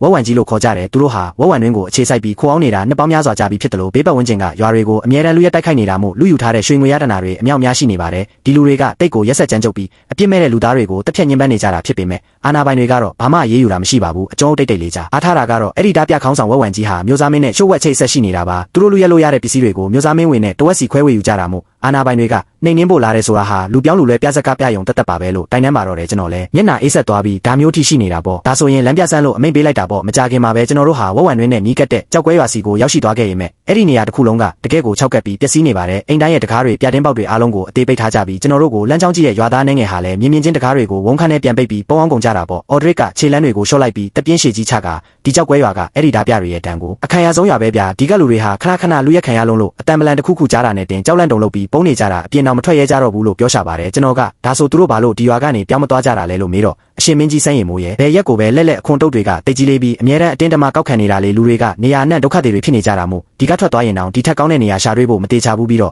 ့လူအများစုကဒီမြေမှာပဲတစ်သက်လုံးနေထိုင်လာကြတာမို့မိမိတို့ရဲ့ဇာတိမြေကိုစွန့်ခွာဖို့စိတ်မရကြဘူးပြလို့ဆိုရတယ်ကျွန်တော်ဟာဒီခေတ်ကလူမဟုတ်ပေမဲ့လည်းအဲ့ဒီစကားတွေကြားတဲ့ကမျောလင်းချက်မဲ့မှုနဲ့ဝမ်းနည်းပူဆွေးမှုတွေရဲ့အလေးချိန်ကိုကောင်းကောင်းခံစားလိုက်ရပြီးရင်ထဲမှာဒေါသတွေဝုန်းခနဲ့ထပ်ထွက်လာရပါတယ်ဒီလိုကဘာမျိုးမှာဆင်းရဲသားလူပြင်းတွေကနေရဲလိုခံစားနေရပြီးခြားစားနေတဲ့အရာရှိတွေကလွတ်လွတ်လပ်လပ်တောင်းကျနေကြတယ်ဓာပြတွေကလည်းနေမြေစိုးမိုးနေကြတယ်ငါမှဒီလိုတန်ခိုးစွမ်းအားတွေရှိနေပါရဲ့နဲ့တော့ဒီတိုင်းလက်ပိုက်ကြည့်မနေနိုင်ဘူးငါတခုခုလုံးမဖြစ်မယ်လို့တွေးလိုက်မိတာပေါ့အဲ့ဒီအချိန်မှာပဲတိုးတိုးလေးရှိုက်ကြီးတုံကိုငိုနေတဲ့အတန်တခုကကျွန်တော်နားထဲကိုတိုးဝင်လာပြီးကြည့်လိုက်တော့တန်တမာမာလူတယောက်ဟာနေရန်ကိုမိပြီးခေါင်းကိုလက်နှစ်ဖက်နဲ့အုပ်ကပခုံးတွေတုံးရင်းနေအောင်ရှိုက်ငိုနေတာကိုတွေးလိုက်ရလို့ကျွန်တော်နားကိုရှောက်သွားပြီးခတ်တိုးတိုးပဲဟေ့လူမင်းပါလို့ဒီလောက်တောင်နာကျင်ပူဆွေးနေရတာလဲလို့မေးလိုက်ပါတယ်အဲ့ဒီလူကမောကြည့်ပြီးမင်းတို့ကနန်းတွင်းကလွတ်လိုက်တဲ့အရာရှိတွေလားဗျာကျေးဇူးပြုပြီးကျွန်တော်တို့ကိုကယ်ပါဦးကျွန်တော်ရဲ့မိမနဲ့ကလေးတွေအတွက်ကလဲစားချေပေးပါဦးလို့ငိုယိုတနာခံတာပေါ့ကျွန်တော်ကလည်းငါကအစိုးရအရာရှိမဟုတ်ဘူးလမ်းကြုံဖြတ်တန်းလာတဲ့ခီးဒီတယောက်ပဲဒါပေမဲ့မင်းကလဲစားချေခြင်းနဲ့ဆိုရင်တော့ငါမင်းကိုကူညီနိုင်တယ်လို့ပြန်ပြောလိုက်ပါတယ်သူကဒါပေမဲ့အဲ့ဒီဓာပြတွေကအများကြီးပြလက်ထဲမှာလဲဓာတွေလန်တို့အင်းနဲ့ကျွန်တော်ကလူတယောက်တည်းဘလို့မှမရှင်းနိုင်ဘူးလွန်ခဲ့ရဲ့ရက်ပိုင်းတင်ရွာကိုဝင်လူပြီးကျွန်တော်မိမနဲ့ကလေးတွေကိုတက်သွားကြတာလို့အန်ကျစ်ပြောရှာပါတယ်ကျွန်တော်ကခက်ပြက်ပြက်ပဲသွားကြဆိုလို့ဆိုကရှေ့ကိုခြေလန်းနေငယ်လန့်လိုက်တဲ့အချိန်မှာပဲနောက်ကနေကပြားပြေးလိုက်လာတဲ့ခြေတံတွေနဲ့အတူအဲ့ဒီလူကအမိပြေးလိုက်လာပြီးကျွန်တော်လည်းအတူလိုက်မယ်ဗျာတရားရင်တော့မိမနဲ့ကလေးတွေအတွက်ကလဲစားချေမယ်ကျွန်တော်နာမည်က Yes ပါဝက်ဝံတွင်ရဲ့လမ်းကြောင်းတိုင်းထောင်တိုင်းကိုကျွန်တော်ကောင်းကောင်းသိတယ်ကျွန်တော်လမ်းပြပေးနိုင်တယ်လို့ဆိုပါတယ်ဒါကိုမြင်တော့ Audrey က Yes မင်းရှိမှရှိနေတာကတခြားသူမဟုတ်ဘူးကောင်းကင်ဘုံကနေလူသားတွေကိုဆင်းရဲဒုက္ခကကယ်တင်ဖို့ဆင်းသက်လာတဲ့အရှင်မင်းကြီးကကိုယ်တိုင်ပဲဗျအရှင်မြတ်ကမင်းကိုကလဲစားချေနိုင်အောင်တေချာပေါက်ကူညီလိုက်မယ်လို့ပြောလိုက်တာကြောင့် Yes တယောက်လုံးဝဆွန့်အံ့နာသွားပြီးကျွန်တော်မျက်ဝန်းတွေကိုတန်တရားပြည့်နဲ့စိုက်ကြည့်နေရှာတာပေါ့ကျွန်တော်ဘာမှပြန်မပြောဘဲလက်ကိုအตาအရာမြောက်လိုက်ပြီးမြင်းတစိတ်တော်ရဲ့ကုသချင်းစွမ်းအားကို Yes ရဲ့ခန္ဓာကိုယ်ထဲစီးဝင်စေလိုက်တဲ့အခါသူ့တကိုယ်လုံးမှာရှိတဲ့တန်ရာတို့အားလုံးမျက်စိတမိတ်အတွင်းမှာတင်ချက်ချင်းအသားပြန်ပိတ်သွားပါတော့တယ်အခုကောင်းကားကိုယုံပြီးလားလို့မေးလိုက်တော့ Yes ဟာတကိုယ်လုံးပေါ်ပါသွားတာကိုခံစားလိုက်ရပြီးမြေကြီးပေါ်ကိုဝုန်းခန့်နဲ့ဒူးထောက်ချလိုက်ကအရှင်မင်းကြီးစန်းရည်မို့အကျော်တောင်းပန်ပါတယ်ကျွန်တော်မိမနဲ့ကလေးတွေအတွက်ကလဲစားချေပေးပါဦးကျွန်တော်အရှင်မြတ်ရဲ့ခြေပွားတော်အောက်မှာတစ်သက်လုံးအစေခံပါမယ်လို့ငိုယိုလျှောက်တင်ပါတယ်ကျွန်တော်ကထားပါအဲ့ဒီကလဲစားကိုမင်းရဲ့လက်ကိုယ်တိုင်နဲ့ခြေမုံစေရမယ်လို့မင်းကြားလိုက်ပြီးကျွန်တော်တို့၃ယောက်လုံးရှေ့ကိုဆက်ထွက်လာခဲ့ရနာရီဝက်လောက်ကြာတဲ့အခါဝက်ဝံတွင်ရဲ့အေယာမတကားကြီးရှေ့မှာရက်မိပါတော့တယ်တကားကြီးကိုအသေးပိတ်ထားပြီးရန်တိုင်းပေါ်မှာတော့လေးနဲ့ဓာတ်တွေကင်ဆောင်ထားတဲ့ဓာပြတွေကလောင်ပြုံပြုံပြီးစောင့်နေကြတာပေါ့သူတို့ရဲ့ရှေ့ဆုံးမှာတော့ခေါင်းဆောင်ဝက်ဝံကြီးရှိနေပြီးသူကမျက်လုံးတစ်ဖက်တည်းနဲ့ကျွန်တော်တို့ကိုစိုက်ကြည့်ကတယော်တဲ့အပြုံးကြီးနဲ့ဟာလူ၃ယောက်တည်းနဲ့ငါတို့ဝက်ဝံတွင်ကိုလာပြီးအသေးခံမလို့လားမင်းတို့အသက်ရှင်ရတာညီးငွေနေပြီးထင်တယ်လို့ပြောပါတော့တယ် Yes ကဝက်ဝံကြီးမင်းတို့တွေးဆန်ထက်မိုင်းမဲတဲ့ကောင်အပြစ်မဲ့တဲ့သူတွေကိုတက်ဖြတ်ပြီးရွာတွေကိုဖျက်ဆီးခဲ့တဲ့မင်းရဲ့တင်းလေးကဒီနေ့ပဲလို့ဒေါသတ တာကြီးပြန်អော်တာပေါ့ကျွန်တော်အေးဆက်ဆက်လောင်ပြုံးလိုက်ပြီး yes ဖက်ကိုလှည့်ကသွားတော့မင်းရဲ့မိသားစုအတွက်ပထမဆုံးကလေးစားချေလိုက်စမ်းလို့မင်းကြားရင်လက်ကိုဆန့်ထုတ်ကမြောက်တစိတ်တော်ရဲ့ပြောင်းလဲခြင်းစွမ်းအားတွေကို yes ရဲ့ခန္ဓာကိုယ်ထဲကိုတိုက်ရိုက်ထိုးသွင်းလိုက်ပါတော့တယ်အဲ့ဒီအချိန်မှာပဲ yes ရဲ့ခန္ဓာကိုယ်ကတုံရီလိန်တွန့်သွားပြီးနားကွဲမတက်ဟင်းဟောက်တန်ကြီးနဲ့အတူအရာမတိတ်ကိုကြောက်စရာကောင်းတဲ့ကြားရဲကြီးတစ်ကောင်ဖြစ်ပြောင်းလဲသွားပါတော့တယ်ဗျာ yes ဟာမိမိရဲ့ကြားလက်တီးကြီးတွေကိုငုံကြည့်ရင်စိတ်လှုပ်ရှားခြင်းအန်ဆာခြင်းတွေနဲ့အတူဒါကတကယ်စွမ်းအားပဲဒါကကလေးစားချအေးဖို့စွမ်းအားပဲလို့ရင်ထဲကခံစားလိုက်ရတာပေါ့တပြိုင်နက်တည်းမှာပဲကျွန်တော်ကလေလွင့်ကြောင်ကနေပြောင်းလဲထားတဲ့နတ်သားရဲ့ပီရှူးကြီးကိုပါလွတ်လိုက်ပြီးသွားကြစို့အမဲလိုက်ပွဲကိုစတင်လိုက်စမ်းလို့အေးလူလူအမိန့်ပေးလိုက်ပါတယ်ကြားရဲကြီးကဓာပြောက်ထဲကိုအရင်ဆုံးဝုန်းခန့်နဲ့ခုံအုပ်လိုက်ပြီးလက်တီးတစ်ချက်ဝှေ့ရမ်းလိုက်တာနဲ့တင်လူတော်များများဟာအော်ဟစ်ပြီးမြေပြင်ပေါ်လဲကြကသွေးချင်းချင်းหนีသွားပါတော့တယ်ဒါကိုမြင်တော့ဓာပြတွေလည်းထိတ်လန့်သွားပြီးလန့်တွေဓာတွေနဲ့ကြားကြီးကိုအတင်းထိုးခုတ်ကြပေမဲ့မြင်းတစိတ်တော်ရဲ့ဒဏ်ရာလိုလျောက်ပြောက်ကင်းတဲ့စွမ်းအားကြောင့်ကြားကြီးဟာဘာဒဏ်ရာမှမရပဲခုံမိသမျှဒဏ်ရာတွေကလည်းချက်ချင်းပြန်ပိတ်သွားတာဗျနတ်သားရဲ့ပီရှူးကြီးကလည်းလေထဲမှာဝဲပြန်ပြီးဓာပြတွေကိုလိုက်လံကိုက်ခဲနေတာမို့ဓာပြတွေရဲ့ဓာတွေကပီရှူးရဲ့အရေးပြားပေါ်မှာစောင်းစောင်းနဲ့တမနီချင်းထိကက်တန်တွေရဲ့ထွက်ပေါ်ပြီးဘာမှလုပ်လို့မရပါဘူးဓာပြတွေဟာအစွမ်းကုန်ထိတ်လန့်တုန်လှုပ်သွားကြပြီးအရက်မျက်နှာတီးတီးကိုခြေဦးတဲ့ရာထွက်ပြေးကုန်ကြတာပေါ့ခေါင်းအဆောင်ဝဝံကြီးကတော့မနေစိတ်ကိုထိန်ပြီးသူ့ရဲ့ဓာမကြီးကိုဝှေ့ရမ်းကမကြောက်ကြနဲ့အဲ့ဒါတိရစ္ဆာန်နှစ်ကောင်ထဲပါတက်ပစ်ကြဆန်းအဲ့ဒီကောင်တွေကိုတက်နိုင်တဲ့သူကိုငွေပြားတရားပေးမယ်လို့အော်ဟစ်ဆူညံနေရှာပါတယ်ဒါပေမဲ့အဲ့ဒီစကားဆုံးယုံတင်ရှိသေးပီရှူးကြီးကဝုန်းခနဲ့ခုံအုပ်လိုက်ပြီးလက်တီးနဲ့တစ်ချက်တည်းရိုက်ချလိုက်တာကြောင့်ဝဝံကြီးဟာလေထဲမြောက်တက်ပြီးဝဝံတွင်ရဲ့တကားမကြီးစီကိုဒုံခနဲ့သွားဆောင်ကအောက်ကိုခွေချသွားပြီးပြန်မထနိုင်တော့ပါဘူးဓာပြတွေလည်းသူတို့ခေါင်းဆောင်လဲကြသွားတာကိုမြင်တော့ချက်ချင်းပဲစိတ်သက်တွေအကုန်ပြက်ပြားသွားပြီးလက်နက်တွေကိုပစ်ချကအသက်လူပြီးထွက်ပြေးကြပါတော့တယ်ဒါပေမဲ့ yes နဲ့ပီရှူးကြီးကတော့လွတ်မပေးပဲလိုက်လံနေနေတာကြောင့်ဝဝံတွင်တစ်ခုလုံးမှာအော်ဟစ်ညီးရွားတန်တွေနဲ့ပြည့်နှက်သွားရတာပေါ့အစွန်ဖျားကဓာပြအနေငယ်ကတော့ပြေးစရာလည်းမရှိတော့တာမို့အဲ့ဒီမော်ဆရာကိုအရင်တက်မှငါတို့အသက်ရှင်မယ်လို့အော်ပြီးကျွန်တော်စီကိုများတွေအများကြီးနဲ့လမ်းပစ်ကြပါတယ်ကျွန်တော်ကတော့မျက်တောင်တစ်ချက်တောင်မခတ်ပဲဒီအတိုင်းရဲကြည့်နေလိုက်တာပေါ့ဟဲ့လေတံကွန်တဲ့စိတ်တော်ရဲ့စွမ်းအားသာဒီများနေငယ်ကိုမတားဆီးနိုင်ရင်တော့ငါလဲသွားပြီးနေရံပဲတိုက်မိလိုက်တော့မယ်ဗျာကျွန်တော်လက်တစ်ဖက်ကိုအตาရမြောက်လိုက်ုံတရှိသေးလေတဲ့ကိုပြန်တန်းလာတဲ့များအားလုံးဟာမမြင်ရတဲ့စွမ်းအားတစ်ခုရဲ့ပိတ်ဆို့တားဆီးခြင်းကိုခံလိုက်ရပြီးလေထဲမှာတင်တန်းခနဲ့ရက်တက်ငိမ်တက်သွားပါတော့တယ်ဗျာဓာပြတွေကတယောက်ကထပ်ပစ်ကြဆန်းဆက်ပစ်အဲ့ဒီကောင်များအလုံးကိုတားနိုင်မှာမဟုတ်ဘူးလို့အော်ဟစ်လိုက်ပေမဲ့ဒုတိယစက္ကန့်ပိုင်းတွင်းမှာပဲ yes ကသူတို့ရဲ့ခေါင်းပေါ်ကိုဝုန်းခနဲ့ခုံအုပ်လိုက်ပြီးသူ့ရဲ့ကြားလက်တီးကြီးတွေနဲ့အညိုတကြီးလိုက်လံခုတ်ဟပ်ပစ်လိုက်တာကြောင့်နောက်ဆုံးဓာပြတဲ့ကောင်လဲကြတည်ဆုံးသွားတဲ့အချိန်မှာတော့ yes ရဲ့ခနာကိုယ်တွေကနတ်ဖျားစွမ်းရင်တွေဟာလုံးဝပျောက်ကွယ်သွားပြီးလူသားတွင်ပြန်ပြောင်းသွားပါတော့တယ်သူဟာကျွန်တော်ရှေ့မှာဒူးထောက်ချလိုက်ပြီးအရှင်မင်းကြီးစမ်းရည်မူကျေးဇူးတင်ပါတယ်ဗျာကျွန်တော်မိမနဲ့ကယ်ရီအတွက်နောက်ဆုံးတော့ကလဲစားချင်နိုင်ခဲ့ပါပြီလို့မျက်ရည်ကြကရှောက်တင်ရှာပါတယ်ကျွန်တော်ကလည်းခက်အေးပဲထပ်ပါဒါသူတို့ခံရမဲ့ဝေကျွေးပဲလို့မင်းကြားလိုက်တာပေါ့နောက်တနေ့မိုးတောက်လင်းပြိုးစချိန်မှာတော့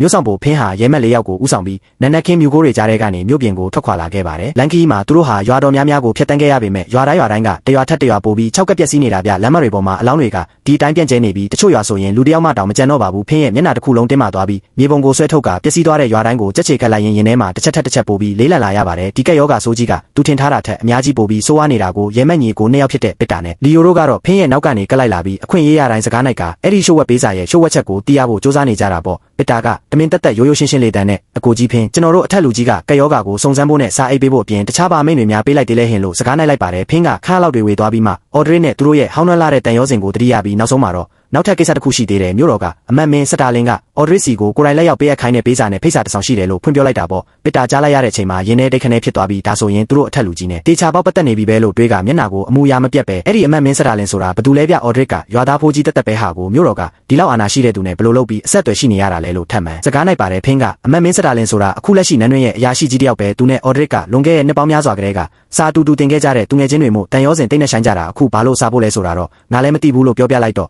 လီယိုကပစ်တာရဲ့အင်ဂျီလက်စကိုတိတ်တိတ်လေးဆွဲပြီးပစ်တာနန်းတွင်းကအမတ်မင်းကြီးပါပတ်သက်နေရဆိုရင်ဒါကမလွယ်ဘူးနော်လို့တိုးတိုးလေးသတိပေးရှာပါတယ်လူစုဟာရှေ့ကိုဆက်လျှောက်လာခဲ့ရာနာရီဝက်လောက်ကြာတဲ့အခါရှေ့နားကနေစီတန်မောင်းတန်တွေနဲ့တူလူတွေရဲ့အော်ဟစ်ဆူညံတန်ကြီးဝုန်းခနဲ့ထွက်ပေါ်လာတာမို့သူတို့ဖြတ်တန်းခဲ့ရတဲ့၆ကက်နေရဲ့ရွာတွေနဲ့လုံးဝကိုကွာခြားလာပါတယ်လူတိုင်းအံ့နာသွားကြပြီးစမ်းနေဗျာဘာလို့ဒီလိုတော့ကြီးမြက်မြဲမှာလူတွေအများကြီးစုနေကြတာလဲဒါပုံကံမှုများလားလို့ပြောကြတာပေါ့ပစ်တာကမျက်မှောင်ကျုပ်ပြီးဖင်းကိုကြည့်ကအကိုကြီးဖင်းဒါကတန်တရားဖြစ်เสียရပဲဗျကျွန်တော်တို့မျိုးစီပြန်ပြီးမျိုးစားမင်းဝေစီကိုအရင်သတင်းပို့တင်နေမဟုတ်လားလို့ဆိုလိုက်ပါတယ်ဖင်းကမလိုပါဘူးဘာဖြစ်လဲဆိုတာအရင်ဆုံးစုံစမ်းရမယ်မင်းတို့အားလုံးရွာသားဝတ်စုံတွေကိုလဲလိုက်ကြပြီးရင်လူအုပ်ထဲကိုရောနှောပြီးသူတို့ဘာလို့စုနေကြလဲဆိုတာစုံစမ်းကြဘာပြဿနာမှမရှာနဲ့ဦးလို့အမိန့်ပေးလိုက်တာကြောင့်လူစုဟာကြိုတင်ပြင်ဆင်လာတဲ့ရိုးရိုးဝတ်စုံတွေကိုကမန်းကရန်လဲလဲပြီးလူအုပ်ကြီးတွေကိုတိတ်တိတ်လေးတိုးဝင်သွားကြပါတော့တယ်မကြခင်မှာပဲသူတို့အဖြေရသွားတာပေါ့ဒီနေ့ဟာဓာပြန်ရွာမှာရှိတဲ့တန်ရှင်းမြင့်မြတ်တဲ့အရှင်ရဲ့နှကုံးပြီးမှန်ပန်နဲ့တင်တဲ့အခမ်းအနားဖြစ်ပြီးဘေးပတ်ဝန်းကျင်အရရက်ကရွာသားတွေအားလုံးဟာနတ်ဖျားကကက်ယောဂါကိုကုသပေးခဲ့တဲ့အတွက်ကျေးဇူးဆက်တဲ့အနေနဲ့ကိုစီစဉ်နဲ့ကိုလာရောက်ကူညီဆောက်လုပ်ပေးနေကြတာမို့ပတ်ဝန်းကျင်တစ်ခုလုံးတိတ်ကိုစီကားတိုင်းမြိုက်နေတာဗျရဲမက်တွေကဖင်းစီကိုသတင်းပြန်ပို့လိုက်တဲ့အခါဖင်းရဲ့မျက်မှောင်ကြီးကျုပ်သွားပြီးတန်ရှင်းမြင့်မြတ်တဲ့အရှင်ကကက်ယောဂါကိုကုသပေးတယ်ဟုတ်လားဒါကလူတွေကိုလှည့်စားပြီးအမျက်ထုတ်နေတဲ့ဂိုင်းတုအယောင်တွေရဲ့လက်ချက်ပဲဖြစ်ရမယ်ငါဒါကိုခွင့်မပြုနိုင်ဘူးလူတွေပို့ပြီးအလိမ်မခံရခင်ငါဒါကိုချက်ချင်းတားဆီးရမယ်လို့ဆိုကသူ့ရဲ့ရဲမက်တစိတ်ကိုဆွဲထုတ်ပြီးလူအုပ်ထဲကိုဝုန်းခနဲ့တိုးဝင်လိုက်ကငါကယုံကျိုးခရိုင်ကမျိုးဆောင်ပိုပဲလူတွေအားလုံးချက်ချင်းလူစုခွဲကြတရားမဝင်လူစုလူဝေးမလုပ်ကြနဲ့လို့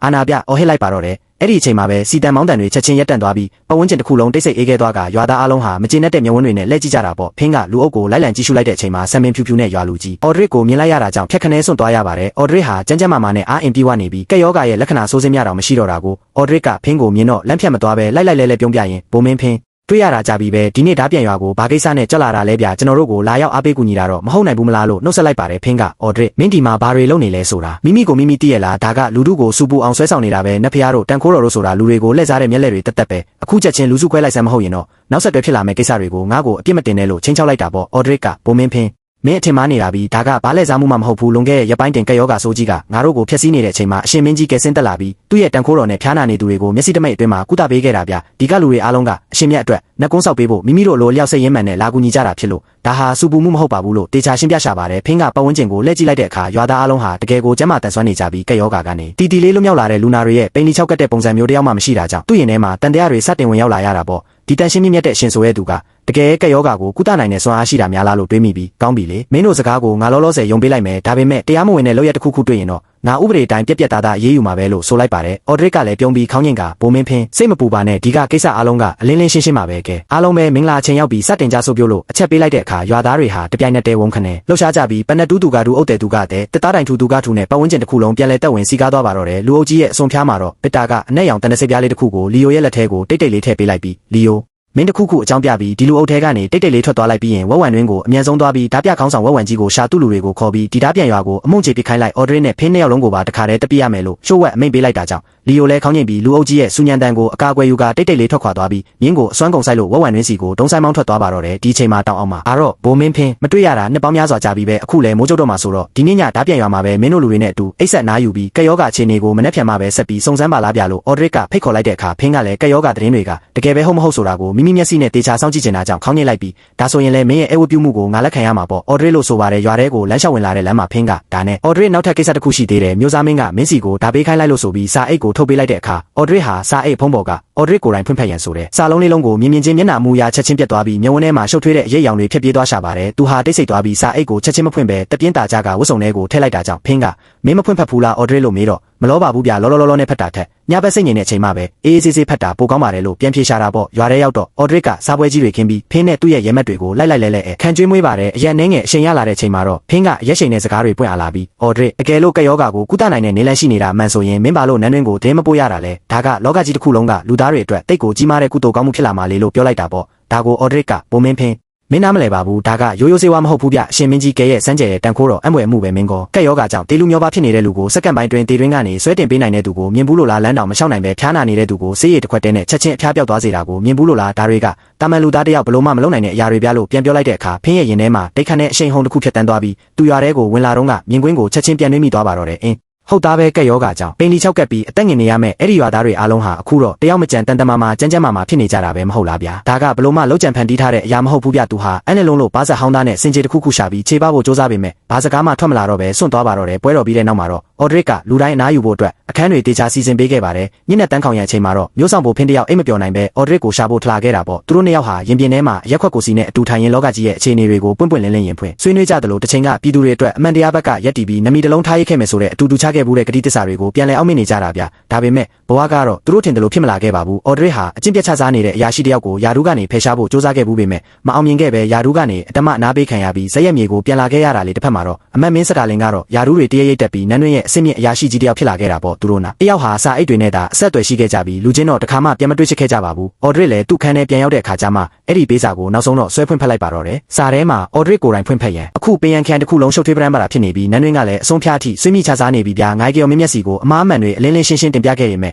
အချိန်ချင်းပဲပယ်ချခြင်းခံခဲ့ရတယ်ငါနှလုံးသားလည်းအေးဆက်လို့တေဆုံးခဲ့ရပါပြီဒါကြောင့်ငါယာတို့ကအနားယူပြီးဇာတိမြေကိုပြန်ဖို့ဆုံးဖြတ်လိုက်ပြီးငါသူငယ်ချင်းဟောင်းတွေကိုခဏတတိယမိတယ်မင်းလာခဲ့မယ်လို့မျှော်လင့်ပါတယ်ဒါမှငါတို့အတိတ်ကနှစ်ကာလတွေအကြောင်းအတူတူဆွေးနွေးနိုင်မှာပေါ့လို့ရေးထားတာကိုဖတ်ပြီးဒရစ်တယောက်တက်ပြင်းတာချလိုက်ကကောင်းပြီလေသူငယ်ချင်းဟောင်းရဲ့တန်ရောစင်ကိုထောက်ထားပြီးငါသူ့ကိုနောက်ဆုံးတစ်ခေါက်တော့သွားတွေ့ရမှာပေါ့လို့ဆုံးဖြတ်လိုက်ပါတယ်ဒီချိန်မှာလီယိုကတော့မြင်းကိုအစွမ်းကုန်ဆိုင်ပြီးဝက်ဝံတွင်းစီကိုရောက်ရှိသွားခဲ့ရင်မြင်လိုက်ရတဲ့မြင်းကွင်းကြောင့်တကိုယ်လုံးတောင့်တင်းပြီးအေးခဲသွားရတာပေါ့တစ်ချိန်ကတိတ်ကိုကြောက်စရာကောင်းတဲ့ဓာပြစခန်းကြီးဟာအခုတော့ပြာပုံတိဖြစ်နေပြီလေဓာပြတွေရဲ့အလောင်းတွေကနေရာနဲ့ပုံနေပြီးသွေးတွေကမြေပြင်ပေါ်မှာမီးနဲ့လို့နေကပတ်ဝန်းကျင်တစ်ခုလုံးမှာလည်းညော်နှံ့တွေသွေးညာအင်းနှံ့တွေနဲ့ပြင်းနေနေတာဗျဒါဘလို့လို့ဖြစ်နိုင်မှာလဲဝက်ဝံတွင်းကြီးတစ်ခုလုံးဘလို့လို့ပြီးအမြင့်ပြတ်သွားရတာလဲခေါင်းဆောင်ဝက်ဝံကြီးမှာလူအင်အားရာနဲ့ချီရှိတာလေလို့တွေးမိပြီးလီယိုတကိုယ်လုံး6ချားတုံလို့သွားကမနေရတော့ပဲ ချက်ချင်းမြင်းကောင်းပြန်လှည့်ပြေးပါတော့တယ်သူကြောက်ကွဲရွာတဲ့ကိုခြေချလိုက်မိတဲ့အချိန်မှာပဲသူ့ကားမှာချိတ်ထားတဲ့အနက်ရောင်တနစိတ်ပြားလေးကနေရောင်အောက်မှာလက်ခနဲလင်းသွားခဲ့ပါတယ်အဲ့ဒီတစိတ်ပြားကမျိုးစားမင်းဝေကသူ့ကိုအာနာပြပိုင်ခွင့်ဖြစ်ပေးထားတာဖြစ်ပြီးအပေါ်မှာဝဝံတွင်းရဲ့ဓာပြတစိတ်ကိုထုစစ်ထားတာပြရွာသားတွေကလီယိုကိုရဲမက်ဝတ်စုံနဲ့မြင်တော့ကြောက်ရွံ့ယိုသေးတဲ့မျက်လုံးတွေနဲ့ကြည့်ကြပေမဲ့ yes တယောက်ပဲအဲ့ဒီတစိတ်ပြားကိုမြင်ချင်းဖြတ်ခနဲမှတ်မိသွားပြီးမျက်ဝန်းထဲမှာအေးဆက်ဆက်အလင်းတန်းတစ်ခုဖြတ်ပြေးသွားပါတော့တယ်သူကအရှင်မင်းကြီးကပြောခဲ့တဲ့စကားကိုချက်ချင်းတတိယသွားတာပေါ့အဲ့ဒီဓာပြခေါင်းဆောင်ဝဝံကြီးကမျိုးစားမင်းဝေနဲ့ပေါင်းပြီးပြည်သူတွေကိုနှိပ်စက်နေတာဆိုတော့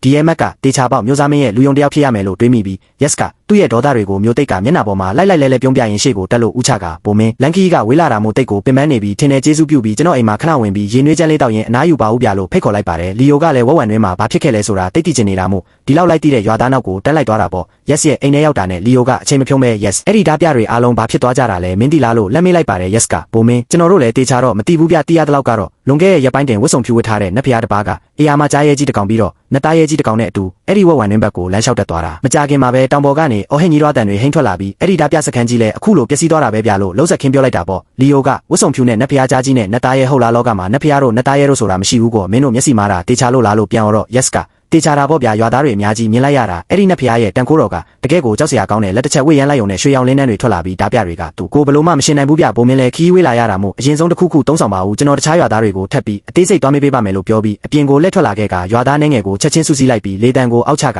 ဒီကောင်ကမျိုးစားမင်းဝေရဲ့သူရှိုတေချာတဲ့သတင်းလာလိုက်တာမင်းတို့တွေဒီကောင်ကိုကြောက်လန့်ပြီးထွက်ပြေးအောင်ခြောက်လန့်လိုက်ကြငါဓာပြန်ရွာကိုမြင်းစီးပြီးအော်ဒရင်းနဲ့နတ်ဖျားစီသွားတတိပေးမယ်မျိုးစားမင်းရဲ့လူရောက်နေပြီးဒီကောင်လာတာမကောင်းဘူးလို့သွားပြောမယ်လို့မှာကြားလိုက်တာကြောင့်ရွာသားတွေလည်းတင်းကြီးတင်းညွတ်တဲခေါင်းငိမ့်ပြီးလူစုခွဲလိုက်ကြပါတော့တယ်အိမ်ထဲမှာတော့လီယိုတယောက်စက္ကန့်နဲ့မြရင်ထဲမှာပို့ပြီးမငြိမ်မသက်ဖြစ်လာတာမို့အိမ်နောက်ဖေးကိုတိတ်တိတ်လေးထွက်ပြီးပတ်ဝန်းကျင်ကိုအကဲခတ်ကြည့်လိုက်တဲ့အချိန်မှာရွာသားချို့တိုးတိုးနဲ့ပြောနေကြတာကိုကြားလိုက်ရတာပေါ့ဒီကောင်ကအဲ့ဒီချင်းပြတ်ချစားတဲ့အရာရှိရဲ့ခွေးဖြစ်ရမယ်ငါတို့လူတွေကိုတက်ခဲ့တဲ့ကောင်တွေဒီကောင်ကိုကျိုးတော့ပြီးခြေထောက်နှစ်ဖက်လုံးရိုက်ချိုးပြရမယ်ဟုတ်တယ်သူ့ကိုသွေးနဲ့ပြန်ပေးဆက်ခိုင်းရမယ်လို့ပြောတန်ကြတာနဲ့တင်လီယိုတယောက်လက်ပြလွှဲမတက်ဖြစ်သွားပြီးမျက်နှာတစ်ခုလုံးဖြူလျော်ကရွာပြင်ဘက်စီကိုအသက်လူပြီးဝုန်းခနဲ့ပြေးပါတော့တယ်ဝဝံတွင်းကလည်းပျက်စီးသွားပြီးတောင်ကလည်းရှုံးနေသွားပြီးဖြစ်လို့အကယ်၍ဒီရွာသားတွေရဲ့လက်ထဲမိသွားရင်တော့သူကောင်းကောင်းတရားမှာမဟုတ်ဘူးလေသူကောင်းထဲမှာအတွေးတွေရှုပ်ထွက်သွားပြီးဓာပြန်ရွာကပစ်တာစီကိုလည်းပြန်သွားလို့မဖြစ်မြို့ကိုပြန်ပြီးမျိုးစားမင်းစီသတင်းပို့ဖို့လည်းမရတော့တာမို့လောလောဆယ်ပုံအောင်အစရနေရာတစ်ခုရှာပြီးမှနောက်တစ်ဆင့်ဘာလို့မလဲစဉ်းစားရတော့မှာပေါ့ဒီချိန်ဓာပြန်ရွာရဲ့အဝင်ဝါကတစ်ပင်ကြီးအောင်မှာတော့ပစ်တာတယောက်လမ်းမဘက်ကိုမျက်စိကစားရင်တကယ်ကိုကနာမငြိမ်ဖြစ်နေရှာပါတယ်အဲ့ဒီကောင်စုပ်လီယိုကဘာလို့အခုထိပြန်မလာသေးတာလဲတခုခုမာရင်သွားပြီလားလို့တွေးနေစင်မှာပဲရဲမက်တယောက်အမောတကောပြေးလာပြီးပစ်တာဘုံမင်းဖင်းကလူတွေအားလုံးကိုရွာပြင်းကတောဟောင်းထဲမှာလူစုခိုင်းနေတယ်ဗျဆွေးနွေးစရာအရေးကြီးကိစ္စရှိတယ်လို့ပြောတယ်လို့လာပြောတာကြောင့်ပစ်တရင်နဲ့တိတ်ခနဲဖြစ်သွားပြီးဖင်းတယောက်တစ်ခုခုကိုရိပ်မိသွားပြီလားလို့စိုးရိမ်မိပေမဲ့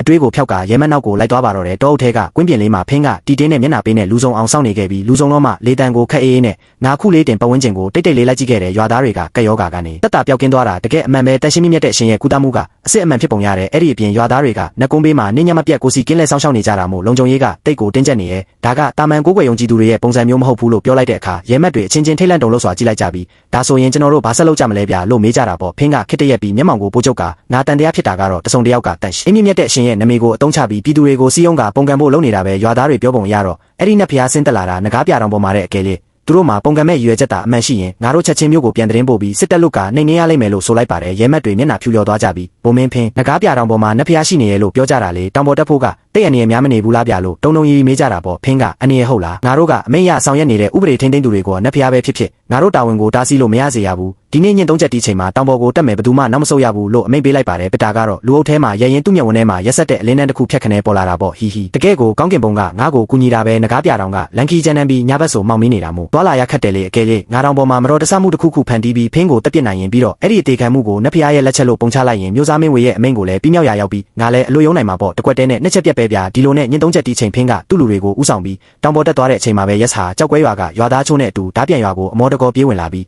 အော်ဒရစ်ဒုက္ခရောက်ပြီဗျမျိုးစားမင်းဝေကကြောက်ကွဲရွာကဝဝံတွင်းစီကိုသတင်းလိုက်ဖို့ရဲမက်တယောက်ဆေးလွတ်လိုက်တယ်အဲ့ဒီရဲမက်ကမျိုးစားမင်းရဲ့လူယုံမဲသူကတန်ရှင်းမြတ်တဲ့ရှင်ရဲ့သတင်းတွေကိုလာစုံစမ်းတာဗျလို့အော်ပြောလိုက်ပါတယ်အော်ဒရစ်လည်းမျက်နှာတစ်ခုလုံးပြတ်သွားပြီးသူ့ကောင်းထဲမှာပနက်တင်ပွဲအလဲကောင်မှာတိတ်တိတ်လေးထွက်သွားတဲ့အဲ့ဒီရဲမက်ရဲ့ပုံရိပ်ကဖြက်ခနဲပေါ်လာတာပေါ့မဟုတ်မှလွယ်ရောအဲ့ဒီကောင်ကမျိုးစားမင်းဝေစိုက်ထူထားတဲ့သူရှိုပဲသတင်းတွေကတော့တေချာပေါက်ကြားကုန်ပြီးထင်တယ်လို့တွေးမိပြီးစိုးရိမ်သွားရှာပါတယ်တစ်ဖက်မှာတော့ငကားပြတောင်ပေါ်ကငါရဲ့နက်ပိမှန်ထဲမှာတော့ကျွန်တော်နှုတ်ခမ်းထောင်းကအေးဆက်ဆက်အပြုံးတစ်ခုပေါ်လာခဲ့ပါတယ်ဟဲ့ဆိုရရဲမက်တွေတောင်ပေါ်ကိုတက်လာနေကြပြီပေါ့လေဒါဆိုရင်တော့ငါတို့ကိုတေချာပေါက်တောင်းဖြဖြကြိုဆိုပေးရမှာပေါ့ငကားပြတောင်ရဲ့ရှုံမြောင်တွေကြားမှာမောင်မိုင်းမှုတွေလွှမ်းကြုံထားပြီးဝတ်စုံနဲ့တွေဝတ်ဆင်ထားတဲ့ဖင်းဟာရဲမက်၃ယောက်ကိုဥဆောင်လို့ကျန်းတန်းနဲ့တောင်လန်းတိုင်းတက်လာနေခဲ့ပါတယ်ပစ်တာကတော့အုပ်စုရဲ့နောက်ဆုံးကနေလိုက်လာတာဖြစ်ပြီးလက်နှစ်ဖက်လုံးကိုဝတ်စုံနဲ့ထက်ကဓားမြောင်တို့လေးတစ်စင်းကိုကြစ်ပါအောင်စုပ်ကင်ထားတာဗျအငယ်ဆုံးရဲမက်လေးကဖင်းရဲ့နားကိုကပ်ပြီးဘုံမင်းဒီနာကားပြတောင်ကတိတ်ကိုတောနဲ့တာပြဒီနေရာနဲ့ပတ်သက်ပြီးကောလာဟလတွေလည်းအများကြီးရဲ့ကျွန်တော်တို့က၄ယောက်တည်းရှိတာအကယ်လေတန်ရှင်းမြတ်တဲ့ရှင်နဲ့တကယ်တော့ရင်မလွယ်ဘူးနော်လို့တိုးတိုးလေးကပြောရှာပါတယ်ဖင်းကလူ လူများရင်လူသိရှင်ကြားဖို့ဖြစ်တယ်ငါတို့ရည်ရွယ်ချက်ကအဲ့ဒီနတ်ဖျားဆိုတာတကယ်ပါလဲပြီးတော့ကက်ယောဂါရဲ့နောက်ွယ်မှာဘာရှိလဲဆိုတာစုံစမ်းဖို့ပဲတိုက်ခိုက်ဖို့လာတာမဟုတ်ဘူးဟောရှေ့မှာအလင်းရောင်တွေ့ပြီလို့ပြောလိုက်တာကြောင့်ပစ်တာလဲဖင်းဆက်ကြည့်ရဲ့နေရာကိုလိုက်ကြည့်ပြီးညမောင်နဲ့မျက်မှောင်ကျုပ်ကြည့်လိုက်တော့တောင်လေကောင်မှာအလင်းရောင်တစ်ခုဖြတ်ခနဲလက်ခနဲလင်းနေတာကိုတွေ့လိုက်ရပါတယ်အဲ့ဒီအချိန်မှာဖင်းကရှေ့ကိုပဲအာယုံဆိုင်ပြီးကြောခိုင်းထားတာမို့ပစ်တာအတွက်တော့ဒါဟာတကယ်ကိုအကွက်ကြဆုံးအခွင့်အရေးကြီးရဲ့ပေါ့ဗျာပစ်တာကအသက်ကိုခက်ပြင်းပြင်းတစ်ချက်ရှူသွင်းပြီးဓားမြောင်ကိုအသားအရာဆွဲထုတ်လိုက်ကတစ်ပင်ဖျားရီစီကနေညစ်လေပြင်းဝုန်းခနဲတိုက်ခတ်သွားတဲ့အချိန်မှာပဲဖင်းရဲ့ကြောပြင်စီကိုသူ့ရဲ့နှလုံးသားထဲကိုအရှိန်ဟုန်နဲ့ထိုးဆက်ချလိုက်ပါတော့တယ်ဗျာဒါပေမဲ့ဓားဖျားကဖင်းရဲ့အင်ဂျီဆောက်ကိုမထိခင်စက္ကန့်ပိုင်းလိုမှာပဲတောင်ကြားတစ်ခုလုံးတုံဟင်းသွားစေမဲ့အေယာမဟင်းဟောက်တန်ကြီးကဝုန်းခနဲထွက်ပေါ်လာတာကြောင့်ပစ်တာလက်ကောက်ဝတ်ဟာလန့်ပြီးတုံခါသွားခဲ့ရပါတယ်ဒါကလမ်းကြောင်းလဲသွားပြီးဖင်းရဲ့ဝတ်စုံအောင်နာစကိုဇီးကနေဖြတ်သွားကအထဲကပိုးသားကောင်းစားအယောင်ကိုပေါ်သွားစေခဲ့တာပေါ့ဖင်းကဒါပါတန်လဲလို့အော်ရင်ဖြတ်ခနဲလဲကြည့်လိုက်တဲ့အခါပစ်တာလက်ကဓားမြောင်ကိုကိုင်းလျက်သားနဲ့ခါပတ်ကြတဲ့ပြန်မထိုးရသေးတာကိုကွက်တီမြင်လိုက်ရလို့ပစ်တာမင်းပါလို့ဖို့စူးစမ်းနေတာလဲလို့ဒေါသကြီးအော်မေးပါတော့တယ်ပစ်တာနဘူးပေါ်မှာချွေးစေးတွေပြန်တက်လာပြီးစင်ကြေတစ်ခုခုပေးဖို့လုပ်နေတော့မှပဲဓားပြန်ရွာဘက်ကနေမိတို့လင်းရောင်တွေဝုန်းခနဲထိန်လင်းလာပြီးအော်ဒရီရဲ့ကျဲလောင်တဲ့အတန်ကြီးကညမောင်ထုကိုခွဲဖြက်လို့ထွက်ပေါ်လာခဲ့ပါတယ်သူတို့တွေငကားပြတောင်ဘက်ကိုဥတီသွားကြပြီးပြောလို့အော်ပြောတန်ကြားလိုက်ရတာမို့မလွယ်တော့ဘူးလေဖင်းမှာပစ်တာကိုအေးအေးယူနေဖို့အချိန်မရှိတော့ပဲစက္ကန့်တိုင်းကတိတ်တန်ဖို့ရှိနေတာကြောင့်သူ့လူတွေကိုမြ мянတောင်ပေါ်ကိုဆက်တက်ကြရွာသားတွေမဝိုင်းမိခင်ငါတို့တန်ရှင်းမြင့်မြတ်တဲ့ရှင်စီကိုအရင်ရောက်ရမယ်လို့အမိန့်ပေးပြီးအစွမ်းကုန်တုံးဆိုင်ပြေးကြပါတော့တယ်ရွာသားတွေရဲ့ခြေတံတွေကိုတီတီလေးဖြတ်ကျော်ပြီးတဲ့နောက်သူတို့ဟာအသက်ရှူဖို့အတွက်အေယာမကြောက်တုံးကြီးတစ်ခုရဲ့အကွယ်မှာကပြာကရက်လိုက်ကြစင်မှာပဲပတ်ဝန်းကျင်တစ်ခုလုံးမိုးကြိုးပစ်တယ်လို့ဒုံခနဲ့မြည်ဟဲသွားပြီးလိုက်အောင်အောက်မှာအေယာမမိမိကြီးတနန်တစ်ခုကဝုန်းခနဲ့ထွက်ပေါ်လာတာဗျရဲမက်တွေကအိုဖျားသခင်ဒါဘလို့တတဝါကြီးလဲဒါတကယ်မိစ္ဆာဝိညာဉ်ဆိုးများလားလို့ကြောက်လန့်တုံလောက်ကုန်ကြပြီးဖင်းရဲ့ရင်ဘက်တစ်ခုလုံးလဲတရင်ခုန်လာရပါတယ်သူဟာခရိုင်တွေမြို့တွေအနှံ့လျှောက်သွားခဲ့ဘူးပေမဲ့ဒီလိုစမ်းကြဲကြောက်စရာကောင်းတဲ့တတဝါမျိုးတစ်ခါမှမမြင်ဘူးတာကြောင့်သူ့ရဲ့ယုံကြည်ချက်တွေအားလုံးတဲတဲရေတုံတယ်လို့ပြက်ပြက်သွားရတာပေါ့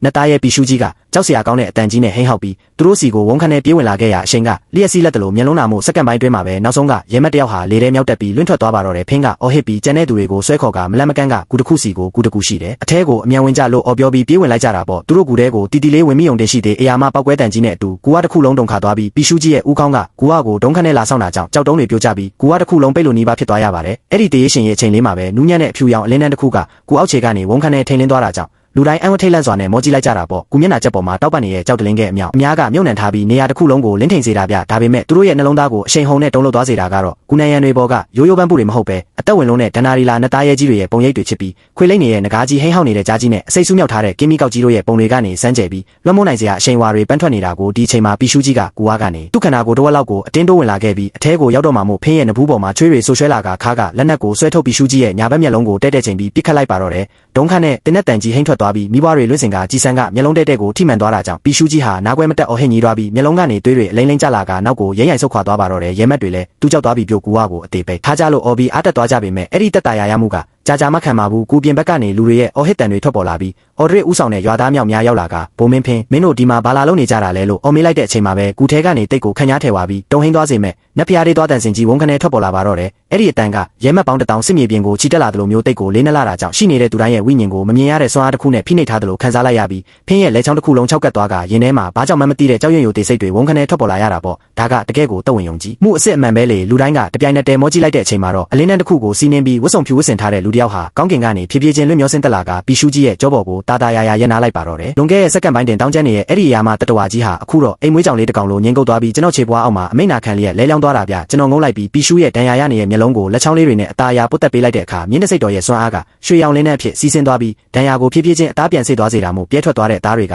သူတို့မျက်စိရှိတင်ချက်ချင်းပြန်ကောင်းသွားပါတော့တယ်ကျွန်တော်ကလေတံကိုခက်အေးနဲ့ဝေးလံတဲ့အရက်ကလာကြတဲ့အဲ့ဒီတို့ညတန်းကောင်ရန်ကြီးမှာငါရဲ့နက်ပီမန်စီကိုဘာကိစ္စနဲ့လာကြတာလဲလို့မေးလိုက်တဲ့အခါဖင်းတယောက်ရင်ထဲမှာဒိန်းခနဲ့တုံလို့သွားပြီးအသက်တောင်မရှူရဲတော့ပဲနောက်ဆုံးမှလေတံကိုမနှင်းညစ်ထုတ်ကနက်ဖျားလောကမှာတကယ်နက်ဖျားစစ်ရှိနေတာပဲလို့ရေရွှရှာပါတယ်သူရှင်းပြဖို့ဘာသာဟလိုက်စင်မှာပဲအော်ဒရစ်ကရှေ့ကိုအရင်တက်လာပြီးမြင့်မြတ်တဲ့ရှင်ဒါကကျွန်တော်ရဲ့မိတ်ဆွေဟောင်းဘိုးမင်းဖင်းပါသူတို့ကအရှင်မြတ်ကိုစော်ကားဖို့လာတာမဟုတ်ပါဘူးကယောဂအခြေအနေကိုစုံစမ်းဖို့တက်လာတာမို့ကျေးဇူးပြုပြီးတနာညာတာတော့အဖြစ်ခွင့်လွတ်ပေးတော်မူပါလို့တောင်းပန်ရှာပါတယ်ဖင်းကလည်းအကျုံးအုပ်ကပင်ရန်ခရိုင်ရဲ့မျိုးဆောင်ဖို့ဖင်းပါမျိုးစားမင်းဝေရဲ့အမိတ်ရဓာပြန်ရွာကကယောဂကိုစုံစမ်းဖို့လာတာဖြစ်ပြီးဒီမှာတက်ရှင်းမြင့်မြတ်တဲ့ရှင်ပွင့်ထုံးနေတဲ့ရွာသားတွေလည်းစုပေါင်းပြီးနှက်ကုန်းဆောင်နေတယ်လို့ကြားရတဲ့အခါပြည်သူတွေကိုလည်းစားတဲ့ဂိုင်းတုအယောင်တွေရဲ့လက်ချက်များလားလို့စိုးရိမ်ပြီးတောင်ပေါ်ကိုလာရောက်စုံစမ်းမိတာပါအခုလိုနောက်ဆက်မိတဲ့အတွက်တောင်းပန်ပါတယ်ရှင်လို့ဦးချလိုက်တာပေါ့ကျွန်တော်ကဂိုင်းတုအယောင်ဟုတ်လားဒါဆိုဘာအကြောင်းပြချက်နဲ့လဲနှက်ကုန်းဆောက်တာကက်ယောဂါကိုကုသပေးတာကငါ့ကိုဂိုင်းတုလို့ခေါ်ထိုက်သလားလို့မေးလိုက်တော့ဖင်းကကက်ယောဂါကိုကုသပေးတာကမုံမြတ်တဲ့လောက်ရဖြစ်ပေမဲ့လူတွေကိုစူးစီးပြီးဒီလောက်ထိအတင်းတမကိုးကွယ်ခိုင်းတာကတမိုင်းမှာရှိတဲ့ဂိုင်းတုတွေရဲ့ပုံစံတိုင်းဖြစ်နေလို့ပါအကျုံးကနန်းတွင်းရဲ့အရာရှိတယောက်ဖြစ်လို့ပြည်သူတွေကိုကာကွယ်ဖို့တာဝန်ရှိတာကြောင့်မတက်တာပဲလှုပ်ဆောင်မိတာကိုအရှင်မြတ်နားလည်ပေးဖို့တောင်းပန်ပါတယ်လို့ ရှောက်တင်ပါတယ်ကူတစ်ခုလုံးတိတ်ဆိတ်တို့အာဘီလူတိုင်းကကျွန်တော်ကိုစိုက်ကြည့်နေကြတဲ့အချိန်မှာကျွန်တော်တာယာရေမောလိုက်ပြီးလေတံကိုပျော့ပြောင်းကအပြစ်မရှိပါဘူးမင်းကဥပဒေကိုထိမ့်သိမ့်ပြီးပြည်သူကိုစောင့်ရှောက်တာပဲဒါကဘာပြစ်ရှိမှလဲလို့မင်းကြားလိုက်တဲ့အခါဖင်းရဲ့ပခုံးကြီးတွေတိတိတာတာကြီးလောကြပြီးစိတ်အေးသွားရပါတ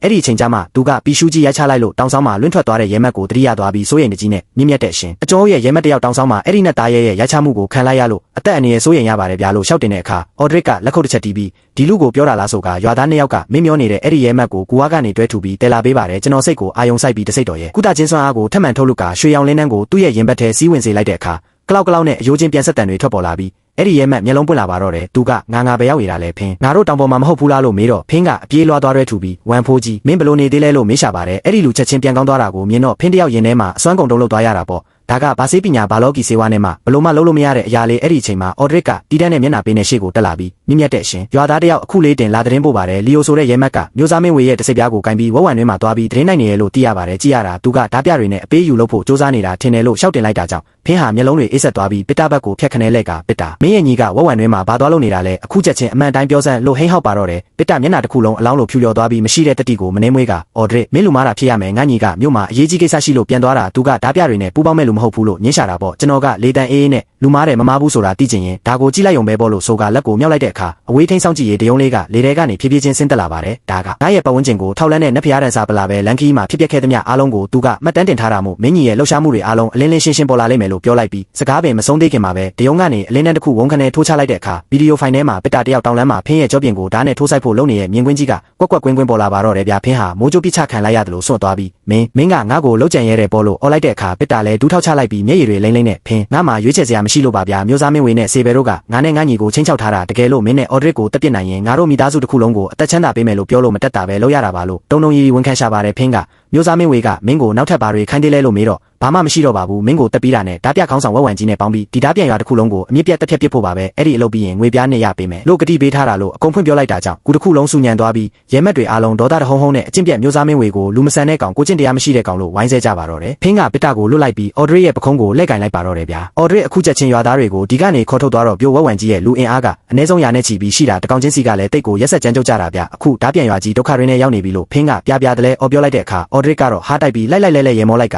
ဘိုးမင်းဖင်းစိတ်အေးထားစမ်းပါဗျာလွန်ခဲ့တဲ့ရက်ပိုင်းတင်ငါမြင့်မြတ်တဲ့အရှင်သခင်နဲ့အတူအဲ့ဒီဝက်ဝံတွင်ကိုတွားခဲ့သေးတဲ့အရှင်မြတ်ရဲ့လက်မူရာတစ်ချက်တည်းနဲ့တင်အဲ့ဒီကဓာပြ300ကျော်လုံးလောကကြီးထဲကနေပြဖြစ်ကွဲပြောက်သွားကြပြီဗျဝက်ဝံကြီးကိုလည်းရှင်းလင်းပြီးပြီမို့သူကငါတို့ကိုဘာမှအန္တရာယ်မပြုနိုင်တော့ပါဘူးလို့ပြောလိုက်တာပေါ့ဖင်းတယောက်အသက်ရှူမှမတက်ဖြစ်သွားပြီးကျွန်တော်စီကိုလက်ကြည့်ရဲ့မျက်ဝန်းတွေထဲမှာကြီးမားတဲ့ခညာယိုသေးမှုတွေပြည့်နေသွားပါတော့တယ်ကျွန်တော်လည်းသူ့ရဲ့အကြည့်ကိုတီတီငိမ့်ငိမ့်နဲ့တုတ်ပြန်လိုက်ပြီးဒီလူကဓာပြတွေနဲ့ပူပေါင်းခဲ့တဲ့အပြင်မိမိရဲ့လုပ်ဖော်ကိုင်ဖက်ရဲမက်ကိုပါလှုပ်ကြံဖို့စူးစမ်းခဲ့တာပဲမင်းသူ့ကိုဘလို့အေးအေးယူဖို့စိတ်ကူးထားလဲလို့ခက်အေးမေးလိုက်ပါတယ်ဖင်းကဥပဒေကိုထိမ့်သိမ်းရမယ့်ရဲမက်တယောက်ဖြစ်ပြီးဥပဒေကိုကိုရိုင်းကျိုးဖောက်တဲ့ဓာပြတွေနဲ့ပူပေါင်းပြီးမိမိရဲ့ရဲမက်တွေနဲ့ပြည်သူတွေကိုလှုပ်ကြံဖို့စူးစမ်းတဲ့ဥပဒေရဆိုရင်တော့သူ့ကိုကိုမျက်ရုံပဲရှိတာပေါ့လို့လေတံခက်ပြက်ပြက်နဲ့ဆိုလိုက်ပြီးတာနဲ့သူ့ရဲ့ဓာတ်ကိုဆွဲထုတ်တမ်မနီလင်းနဲ့တခုဝင်းခနဲ့ဖြတ်တန်းသွားတဲ့အချိန်မှာပဲပစ်တာရဲ့ခနာကိုဟာကျမ်းပြင်ပေါ်ကိုဖြည်းဖြည်းချင်းလဲကျတည်ဆုံးသွားပါတော့တယ်ဗျာဖင်းကသူ့လက်ထဲကသွေးဆုံးနေတဲ့ဓာကြီးကိုကိုင်းရင်ကျန်တဲ့ရဲမက်တွေဘက်ကိုလှည့်လိုက်ပြီးမျက်လုံးတွေကဓာသွားလို့ထက်မြက်လို့နေကညီအကိုတို့ဒီနေ့ညဖြစ်ပျက်ခဲ့တဲ့ကိစ္စကတိတ်ကိုကြီးမားတဲ့ပစ်တာကမျိုးစားမင်းဝေနဲ့ပေါင်းပြီးပြည်သူတွေကိုဒုက္ခပေးဖို့လုပ်ခဲ့တာမို့ဒီလိုတည်သွားတာဟာသူနဲ့ထိုက်တန်တဲ့ဝင်ကြွေးရဲ့ဒါပေမဲ့ဒီသတင်းသာပြင်ကိုပေါက်ကြားသွားရင်ငါတို့ရန်သူအတိုက်မြုံကိုမချေမုံရသေးခင်မျိုးကိုတုံးနဲ့ခောက်တယ်လို့ဖြစ်ပြီး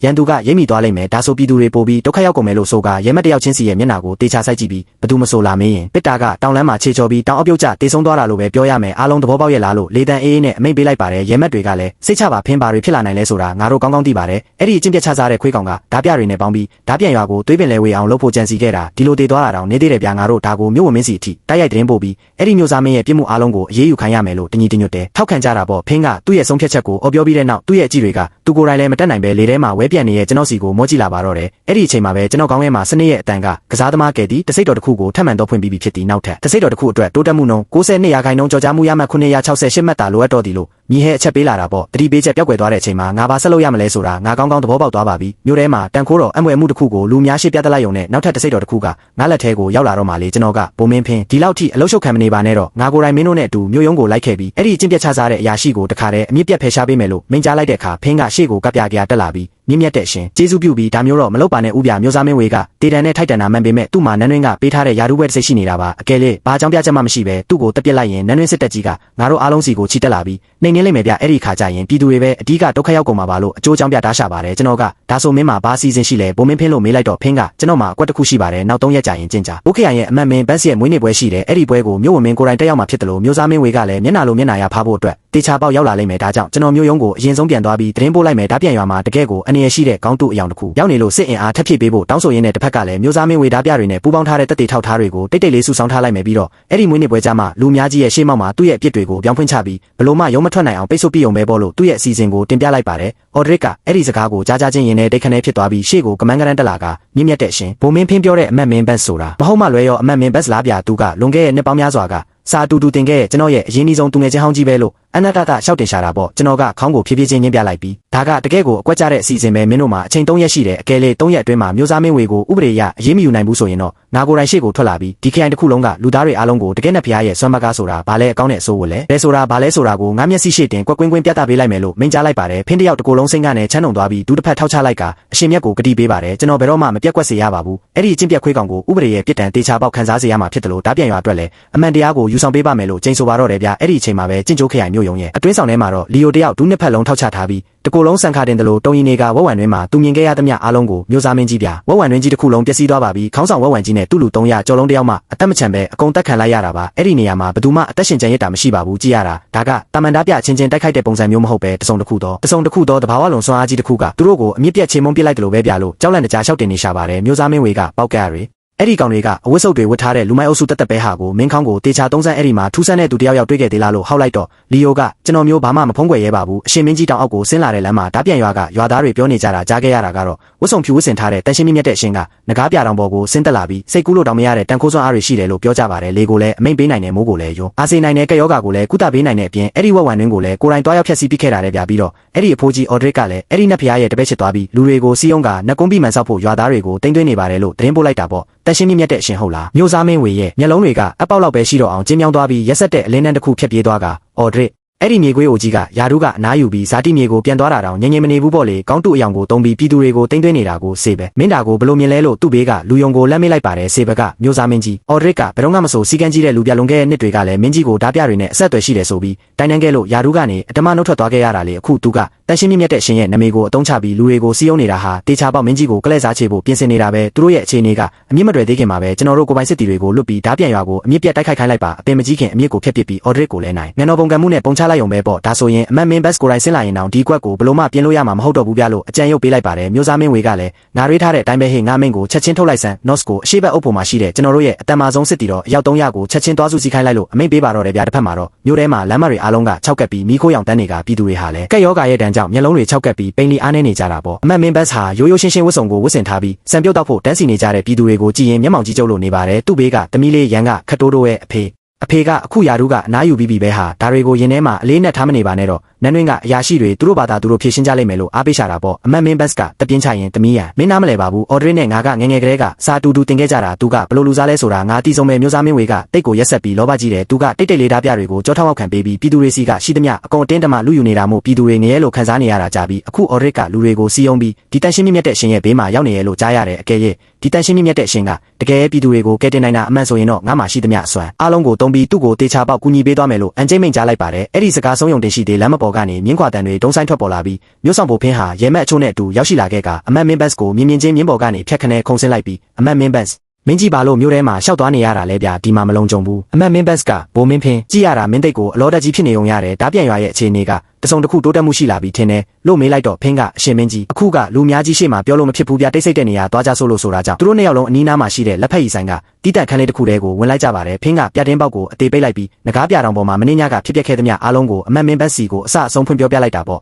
ဒါကိုကြတော့ဘတ်ကမစီလျော်လိုက်တာဗျာလောကမှာတကယ်နဲ့ဖျားရှိတယ်ဟုတ်လားမင်းကတကယ်ပဲအော်ဒရစ်ရဲ့လက်ကွက်တွေထဲမှာမျောပါသွားတာမဟုတ်ဘူးလို့တေချာရဲ့လားလို့မယုံကြည်နိုင်စွာမေးရှာပါတယ်ဖင်းကစိတ်ပြက်တယ်လို့ပြုံးလိုက်ပြီးသူ့ဝတ်စုံထဲကနေရွှေရောင်လင်းနှန်းတွေထွက်နေတဲ့အဝတ်စုံလေးတစ်ခုကိုဆွဲထုတ်ပြလိုက်ကအရှင်မင်းကြီးကျွန်တော်ကိုယ်တိုင်မျက်စိနဲ့မမြင်ခဲ့ရင်လည်းဘလို့မှယုံမှာမဟုတ်ဘူးဗျဒီဝတ်စပေါ်မှာရှိနေတဲ့တန်ခိုးစွမ်းအင်တွေကလမ်းဘေးကမျက်လက်စရာတွေဘလို့မှလောက်ကြံဖန်တီးလို့မရတဲ့အရာပါပြီးတော့အဲ့ဒီတန်ရှင်းမြင့်တဲ့ရှင်ကအမိန့်တော်ထုတ်ထားတဲ့အကယ်၍မျိုးစားမင်းဝေကို3ရက်အတွင်းဥပဒေအရအရေးမယူနိုင်ရင်သူကိုယ်တိုင်မျိုးရုံးကိုလာပြီးအဲ့ဒီမျိုးစားမင်းရဲ့အသက်ကိုနှုတ်ပစ်မယ်တဲ့ဗျာလို့ရှောက်တင်လိုက်ပါတယ်ဒီလောက်ထိရဲရင်တာပေါ့အမတ်မင်းဘတ်ရဲ့မျက်နှာတစ်ခုလုံးတင်းမာသွားပြီးမျိုးစားမင်းဝေကရက်ဆက်တာမှန်ပေမဲ့သူ့မှာနန်းတွင်းကပေးထားတဲ့ယာရုရှိနေတဲ့အမိန့်တော်မရှိပဲအရာရှိတယောက်ကိုတက်တာကကြီးမားတဲ့ရာဇဝတ်မှုပဲဗျာငါရဲ့မွေးနေ့ပွဲကိုတုံးပြီးမျိုးဝမင်းကိုဒီကိစ္စထဲဆွဲသွင်းဖို့မျှော်လင့်ခဲ့ပေမဲ့သူကလည်းသူ့ကိစ္စတွေနဲ့ရှုံနေတာမို့ငါရဲ့ဖိတ်စာကိုညှင်းပယ်လိုက်ပြီလို့ညီးရွားရှာတာပေါ့ဖင်းက ဒါဆိုကျွန်တော်တို့ဘာဆက်လုပ်ကြမလဲမျိုးသားမင်းဝေကတော့ဓာပြန်ရွာကိုနှိမ်နှင်းဖို့ချက်ချင်းခြေလန်းဆက်တော့မှတေချာတယ်လို့စိုးရိမ်တကြီးမေးလိုက်တဲ့အခါအမတ်မင်းပန်းစာမျက်လုံးတွေကိုမိတ်ပြီးတေချာစဉ်းစားလိုက်ပြီးမှပြန်ပွင့်လာတဲ့သူ့ရဲ့မျက်ဝန်းအဲ့ဒီထဲမှာတော့တိတ်ကိုပြတ်သားပြီးခိုင်မာတဲ့ဆုံးဖြတ်ချက်တစ်ခုဆွဲကြံရင်းနေပါတော့တယ်သူကမူလအစီအစဉ်တိုင်းပဲဆက်လုပ်ရမယ်မင်းမျိုးရုံကိုအရင်ပြန်ပြီးသတင်းပို့လိုက်မျိုးသားမင်းဝေရဲ့ပတ်တော်သားဖြစ်ဟန်ဆောင်ပြီးအဲ့ဒီထောက်ထားတွေကိုတိတ်တိတ်လေးစုဆောင်းထားလိုက်စမ်းငါရဲ့မွေးနေ့ပွဲကြရင်တော့အဲ့ဒီတန်ရှင်းမြတ်တဲ့ရှင်နဲ့ငါကိုယ်တိုင်မျက်နှာချင်းဆိုင်တွေ့ဆုံမယ်အကယ်လေးသူကတကယ်ပြည်သူတွေကိုကဲတင်နိုင်တဲ့နတ်ဖျားစစ်ဆိုရင်တော့ငါသူ့ကိုကူညီပြီးမျိုးသားမင်းဝေကိုအပြည့်ရှင်းပစ်မယ်ဒါပေမဲ့သူတာလူလိမ်ဖြစ်နေရင်တော့လူများရှိမှငါကိုယ်တိုင်သူ့မျက်နှာဖုံးကိုဆွဲခွာပြလိုက်မယ်လို့ဆုံးဖြတ်ချက်ချလိုက်တာပေါ့ဗျာအမတ်မင်းဘတ်နဲ့လမ်းခွဲပြီးတဲ့နောက်ဖင်းဟာသူ့ရဲ့ရဲမက်တွေကိုဥဆောင်ပြီးမျိုးရုံးစီကိုပြန်လာခဲ့ပါတယ်မျိုးရုံးရဲ့ခမ်းမလယ်မှာတော့မျိုးသားမင်းဝေဟာသူ့ရဲ့စားပွဲခုံနောက်မှာထိုင်နေပြီးတခန်းလုံးကိုအေးဆက်ဆက်နဲ့တစ်ချက်ချင်းအကဲခတ်တွက်ချက်နေတဲ့မျက်လုံးတွေနဲ့စိုက်ကြည့်နေပါတော့တယ်ဗျာဘိုမင်းဖင်းဓာပြန်ရွာရဲ့အခြေအနေကဘလို့ရှိလဲပြီးတော့ပစ်တာကောဘာလို့အခုထိပြန်မလာသေးတာလဲလို့မျိုးသားမင်းဝေကမေးလိုက်တဲ့အခါဖင်းကမျိုးသားမင်းကြီးဗျာဓာပြန်ရွာမှာတကယ်ကိုအနေရရှိတဲ့ဂိုင်းတုအယောင်တစ်ခုစီးအောင်လှုပ်ရှားနေတာအမှန်ပါပဲအော်ရစ်ကသူ့ကိုယ်သူတန်ရှင်းမြတ်တဲ့ရှင်လို့ခေါ်တဲ့လူနဲ့ပူးပေါင်းပြီးနှက်ကုန်းဆောက်ဖို့လူတွေကိုစီးအောင်ကပြည်သူတွေကိုစူပူအောင်ဆွဲဆောင်နေပါတယ်ပစ်တာကတော့တောင်လန်းတိုင်းတက်လာရင်းနဲ့ခြေချော်ပြီးတောင်အောက်ကိုပြုတ်ကျတည်ဆုံးသွားခဲ့ပါတယ်ကျွန်တော်မျိုးသူ့အလောင်းကိုတေးသေးချာချာတင်းကြောက်ပေးခဲ့ပါတယ်လို့တီတီငိမ့်ငိမ့်ပဲရှောက်တင်လိုက်တာပေါ့မျိုးသားမင်းဝေရဲ့မျက်လုံးတွေကဖင်းရဲ့ဘေးကရဲမက်တက်စီကိုရောက်သွားပြီးတက်ပစ်တာတောင်အောက်ပြုတ်ကျတာကိုမင်းကိုယ်တိုင်မျက်စိနဲ့မြင်ခဲ့တာလားလို့မေးလိုက်တဲ့အခါတက်တကိုယ်လုံးတောင်တင်းသွားပြီးနဖူးပေါ်မှာချွေးစေးတွေဝုန်းခနဲ့ပြန်တက်လာကဟုတ်ပါတယ်မျိုးသားမင်းကြီးကျွန်တော်မျိုးကိုယ်တိုင်မြင်ခဲ့တာပါအဲ့ဒီ6ကြီးကတိတ်နဲ့တာပြတွေးဆုံးနေတဲ့အဝတ်စအနေငယ်ပဲပြန်ရှာတွေ့ခဲ့ပါတယ်လို့ကပြာခေါင်းညစ်ဖြေဆိုရှာပါတယ်မျိုးသားမင်းဝေကပြည့်ရဲ့ပြည့်နဲ့တပြင်းရှည်ကြီးချလိုက်ပြီးပစ်တာကငါပေါ်တစ္ဆာရှိရှိအစေခံခဲ့တာကံကြမ္မာကသူ့ကိုဒီလိုပဲပြန်ပေးဆက်တာကိုကဲသူ့မိသားစုအတွက်ငွေပြားတရားထုတ်ပေးလိုက်ကြဘိုးမင်းဖင်းမင်းလည်းပင်ပန်းလာပြီးမနှက်ပြန်ကြရင်မင်းရဲ့လူတွေကိုခေါ်ပြီးအဲ့ဒီကောင်တူကိုနှိမ်နှင်းဖို့ဆိုတဲ့ခေါင်းစဉ်နဲ့ဓာပြန်ရွာကိုထက်သွားချေတကယ်တမ်းကြတော့အဲ့ဒီတန်ရှင်းမြတ်တဲ့အရှင်ဆိုတဲ့ကောင်ရဲ့အကြောင်းကိုစုံစမ်းဖို့ပဲအကယ်လေးအခွင့်ရေးရရင်တော့သူ့ကိုအဲ့ဒီနေရာမှာတင်တခါတည်းအပြည့်ရှင်းပြလိုက်လို့အမိန့်ပေးပါတယ်ဖင်းနဲ့သူ့လူတွေခမ်းမထဲကနေထွက်သွားတာနဲ့တင်မျိုးသားမင်းဝေရဲ့မျက်နှာပေးကမျက်နှာဖုံးတစ်ခုပြုတ်ကျသွားတယ်လို့မျိုးချက်ချင်းအေးဆက်ခတ်ထန်သွားပြီးအဲ့ဒီကောင်စုပ်ဖင်းတေချာပေါက်အော်ဒရစ်နဲ့တခုခုအပေးယူလောက်လာတာပဲပစ်တာကတော့ဖင်းရဲ့လက်ချက်နဲ့တေတာတေချာတဲ့စေပဲတက်စ်ကိုတိတ်တိတ်လေးဖမ်းခေါ်လာခဲ့သူ့ကိုအယိုးကျအောင်ရိုက်ပြီးဓာပြန်ရွာမှာတကယ်ပါဖြစ်ခဲ့လဲဆိုတာအမှန်တိုင်းအန်ထွက်လာအောင်လှုပ်ဆန်းလို့အမိန့်ပေးပါတော့တယ်အဲ့ဒီနေ့ညနေခင်းမှာတင်တက်စ်တယောက်တည်းလမ်းလျှောက်ပြန်လာစင်မှာပဲစေပဲရဲ့လူတွေကလမ်းလေခေါင်မှာသူ့ကိုဝုန်းခနဲ့ဖမ်းဆွဲပြီးမြို့နောက်ဘက်ကတိတ်ဆိတ်တဲ့ခြံဝင်းတစ်ခုတည်းကိုအတင်းဆွဲခေါ်သွားကြပါတော့တယ်။မောင်မိုင်နေတဲ့အခန်းလေးထဲမှာမျိုးသားမင်းဝေကစားပွဲခုံရဲ့အထက်မှာအေးဆက်ဆက်မျက်လုံးတွေနဲ့ထိုင်နေပြီးတက်ငါ့ကိုအမှန်တိုင်းပြောစမ်းပစ်တာတကယ်ဘလို့သေးတာလဲပြီးတော့ဓာပြန်ရွာကတန်ရှင်းမြတ်တဲ့ရှင်ဆိုတာတကယ်ကဘာကောင်လဲသူကဘသူလဲလို့မေးလိုက်တဲ့အခါတက်ဟာကြောက်လုံးလို့မတက်တောင်မရက်နိုင်တော့ပဲတကိုယ်လုံးတုံရင်နေရှာပါတယ်။သူကနာကျင်မှုကိုဘလို့မှမခံနိုင်တဲ့သူမို့စက္ကန့်ပိုင်းတွင်းမှာပဲတိတမျှအကုန်လုံးဝေါ်ခနဲ့အန်ထွက်လာပြီးကျေးဇူးပြုပြီးမျိုးသားမင်းကြီးပြကျွန်တော်အသက်ကိုချမ်းသာပေးပါပစ်တာကမျိုးသားမင်းကြီးနဲ့ပေါင်းပြီးဓာပြခေါင်းဆောင်ဝက်ဝံကြီးကိုခေါ်ကာဓာပြန်ရွာကိုအမြင့်ပြတ်တက်ဖို့လုံနေတာကိုဘိုမင်းဖင်းကတီးသွားလို့တက်ပစ်လိုက်တာပါဗျာပြီးတော့အဲ့ဒီတန်ရှင်းမြတ်တဲ့အရှင်ဆိုတာတကယ်ကိုတန်ခိုးကြီးတဲ့နတ်ဖျားအစစ်ကြီးပြဝတ်ဆောင်ဖြူနဲ့တေးလူမျိုးပါဒဏ်ရာတွေကိုချက်ချင်းကုနိုင်တဲ့နတ်သားရဲတွေကိုလည်းအမိန့်ပေးနိုင်တဲ့ဝက်ဝံရင်းကြီးတစ်ခုလုံးကိုလည်းသူ့လက်နဲ့တင်ဖျက်ဆီးပစ်ခဲ့တာပြီးတော့နောက်3ရက်ကြာရင်မျိုးရုံးကိုကိုယ်တိုင်လာပြီးမျိုးသားမင်းကြီးကိုတတ်မယ်လို့ပါမိန့်ကြားခဲ့ပါတယ်ဗျာလို့အကုန်ဖွင့်ပြောချလိုက်ပါတော့တယ်မျိုးသားမင်းဝေနဲ့စေဘရိုအချင်းချင်းကြည့်လိုက်ကြပြီးနှစ်ယောက်လုံးရဲ့ရင်ထဲမှာအေးစိမ့်ပြီးထက်မြက်တဲ့မလုံခြုံမှုဝုန်းခနဲ့ထွက်ပေါ်လာရတာပေါ့စေဘကနာကောင်းရှုံပြီးတခင်ကြီးဒီလူမိုက်ကတော့အဲ့ဒီကောင်တူတွေတိုက်ကျွေးလိုက်တဲ့စိတ်ပြောင်းစေးတွေကြောင့်ရောင်ရမ်းပြီးယူးကြောင်ကြောင်တွေရှောက်ပြောနေတာတေချာတယ်ဗျာဝက်ဝံကြီးရဲ့စွမ်းအားကိုကျွန်တော်ကိုယ်တိုင်သိတယ်သူတို့ခြုံကိုတိုက်ခိုက်ခံရရင်တောင်တစ်ဖွဲ့လုံးအမြင့်ပြတ်သွားစရာအကြောင်းမရှိပါဘူးဒါပေမဲ့ဒီကိစ္စကိုပေါ်ပေါ်ဆဆသဘောမထားပဲအလေးနဲ့ထားပြီးကင်တွယ်တာပိုကောင်းလိမ့်မယ်ကျွန်တော်တို့ရဲ့အထူးစစ်တီတော်300ကိုချက်ချင်းစီးအောင်ပြီးဒီနေ့ညပဲဓာပြန်ရွာကိုအပြတ်သွားတတ်ကြရအောင်လို့ဆိုပါတယ်ခမ်းမတစ်ခုလုံးတိတ်ဆိတ်သွားပြီးဝေးကခါလောက်စဉ်းစားပြီးမှကောင်းပြီလေဒီကောင်ကိုအရင်ဆုံးလွတ်ပေးလိုက်စမ်းလို့ပြောလိုက်တာကြောင့်တက်စလဲပြောလုံးလို့လဲကြမ်းမတက်ဖြစ်သွားပြီးတကားစီကိုအပြေးလွှားသွားစင်မှာပဲလက်တီးတစ်ချက်ကသူ့ရဲ့အင်ဂျီကော်လာကိုနောက်ကနေဝုန်းခနဲ့ဆွဲဆောက်လိုက်ပါတယ်စေဘက်ကနေဦးမင်းပါပြောရမလဲဘာကိုရင်ငုံနှုတ်ပိတ်နေရမလဲဆိုတာကောင်းကောင်းသိတယ်မလားလို့မင်းရင်သူ့ဝတ်စုံထဲကနေငွေအိတ်တအိတ်ကိုထုတ်ပြီးတက်စီရဲ့လက်ထဲကိုအတင်းထိုးထည့်ပေးလိုက်တာပေါ့တက်စလဲတုံတုံရီရီနဲ့အဲ့ဒီငွေအိတ်ကိုကြစ်ကြစ်ပါအောင်ဆုပ်ကင်ပြီးအချိန်ချင်းခေါင်းချင်းပြကခြံဝင်းတကားကြီးသူ့နောက်မှာဂျင်းခန့်နဲ့ပိတ်သွားတဲ့အတန်ကြားရတော့မှပဲတပြင်းချနိုင်ပြီးအသက်လူကထွက်ပြေးသွားပါတော့တယ်သူထွက်သွားတော့မှမျိုးသားမင်းဝေကဒီကိစ္စကိုပေါ်ပေါ်ဆဆသဘောမထားပဲအလေးနဲ့ထားတာပိုကောင်းတယ်လို့ထက်လောင်ပြောရင်အတွင်းဆောင်ဘက်ကိုလမ်းလျှောက်သွားကကြေးတော်တစ်ချောင်းကိုထုတ်ပြီးစေပစီကိုပစ်ပေးလိုက်ပါတယ်အခုချက်ချင်းစွန့်ပစ်ထားတဲ့အရှိဘက်အုပ်ဖို့ကိုသွားအဲ့ဒီမှာရှိတဲ့ချက်ဝတ်တန်စာတွေနဲ့မိပေါက်တင်တဲ့တွေကိုအကုန်ထုတ်ပြီးရင် NOS ကိုသွားခေါ်ဆန်းလို့အမိန့်ပေးလိုက်တော့စေဘကတခင်ကြီးအဲ့ဒါကျွန်တော်တို့ရဲ့နောက်ဆုံးလက်ကျန်အထူးစစ်တီ304ပြားကဲရဲ့တခုခုမိုင်းရင်သွားရင်လို့စိုးရင်ပြရှာပါတယ်ဝေးကတခုခုမိုင်းရင်သွားရင်ဆိုတဲ့အကွက်မရှိစေရဘူးအကယ်ရဲ့အပြင်မှာတကယ်ပဲတဘာဝလုံစွမ်းအားရှိနေတာအမှန်ဆိုရင်လေအဲ့ဒီလေသမားလူပြင်းတွေကိုတကယ်စစ်အမှန်စွမ်းအားဆိုတာဘာလဲပြတ်တလိုက်ရုံပဲတကယ်လို့မရှိဘူးဆိုရင်လေငါတို့ဓာပြန်ရွာကိုအမုံချေပြီးပြဿနာကိုအမြစ်ကနေဆွဲနှုတ်ပစ်တာပေါ့လို့ရက်ဆက်စွာဆိုပါတော့တယ်မကြခင်မှာပဲစစ်ဗိုလ်ချုပ် NOS ကမျိုးသားမင်းကြီးပြအထူးစစ်တီတော့300စလုံးအစင်တင်းဖြစ်နေပါပြီမင်းကြီးရဲ့အမိန့်ကိုပဲစောင့်နေပါတယ်လို့အစီရင်ခံတဲ့အခါဝေးကဓာပြန်ရွာမှာရှိတဲ့ဘသူကိုမှအသက်မချမ်းတဲ့ယောက်ျားမိန်းမကလေးတယောက်မှမကြံစေရဘူးတကယ်လို့ခုခံတဲ့သူရှိလာရင်အထူးသဖြင့်ဝတ်စုံဖြူနဲ့တက်ရှင်းမြတ်တဲ့အရှင်ဆိုတဲ့ကောင်ကိုတွေ့ရင်အဲ့ဒီနေရာမှာတင်ချက်ချင်းခုတ်တက်ပြစ်တခြားစမ်းကြဲတတဝါတွေနဲ့တိုးရင်လေအဲ့ဒီမိပေါက်တင်တဲ့တွေကိုသုံးဘလို့မှရှင်းပြလို့မရတဲ့အခြေအနေမျိုးနဲ့ကြုံလာရင်တော့ချက်ချင်းနောက်ဆုတ်ခဲ့ကြငါကသတင်းချက်လက်ကိုပဲလိုချင်တာအလဟတ်အသက်မစွန့်ကြနဲ့တကယ်လို့နောက်ဆုတ်လို့မရတော့ဘူးဆိုရင်တော့ချုံးငက်ကိုချက်ချင်းလွတ်ပြီးသတင်းပို့လိုက်လို့တေချာမှာကြားပါတော့တယ်အမိန့်တိုင်းမှာတခင်ကြီးလို့ဆိုကမြင်းခွာတန်တွေကအဝေးစီကိုတရရိပ်နဲ့ပျောက်ကွယ်သွားတာပေါ့စေဘကအနားကိုကပ်ပြီးတခင်ကြီးဒီလိုကိုပိုင်စစ်တပ်တွေကိုလွတ်လိုက်တာကိုမြို့ဝင်မင်းသား တီးသွားရင်တော့လို့တိုးတိုးလေးသတိပေးရှာပေမဲ့မျိုးသားမင်းဝေကတော့ဘာစကားမှပြန်မပြောဘဲဝေးလံနဲ့တောင်တန်းကြီးစီကိုသာစိုက်ကြည့်ရင်မင်းကနောက်3ရက်ကြာရင်ငါ့ကိုလာတတ်မယ်ဟုတ်လားဒါဆိုရင်လည်းလာခဲ့စမ်းပါမင်းကတကယ်နဲ့ဖျားစစ်စစ်ပဲဖြစ်မဟုတ်ပဲဖြစ်မင်းရဲ့မော်တက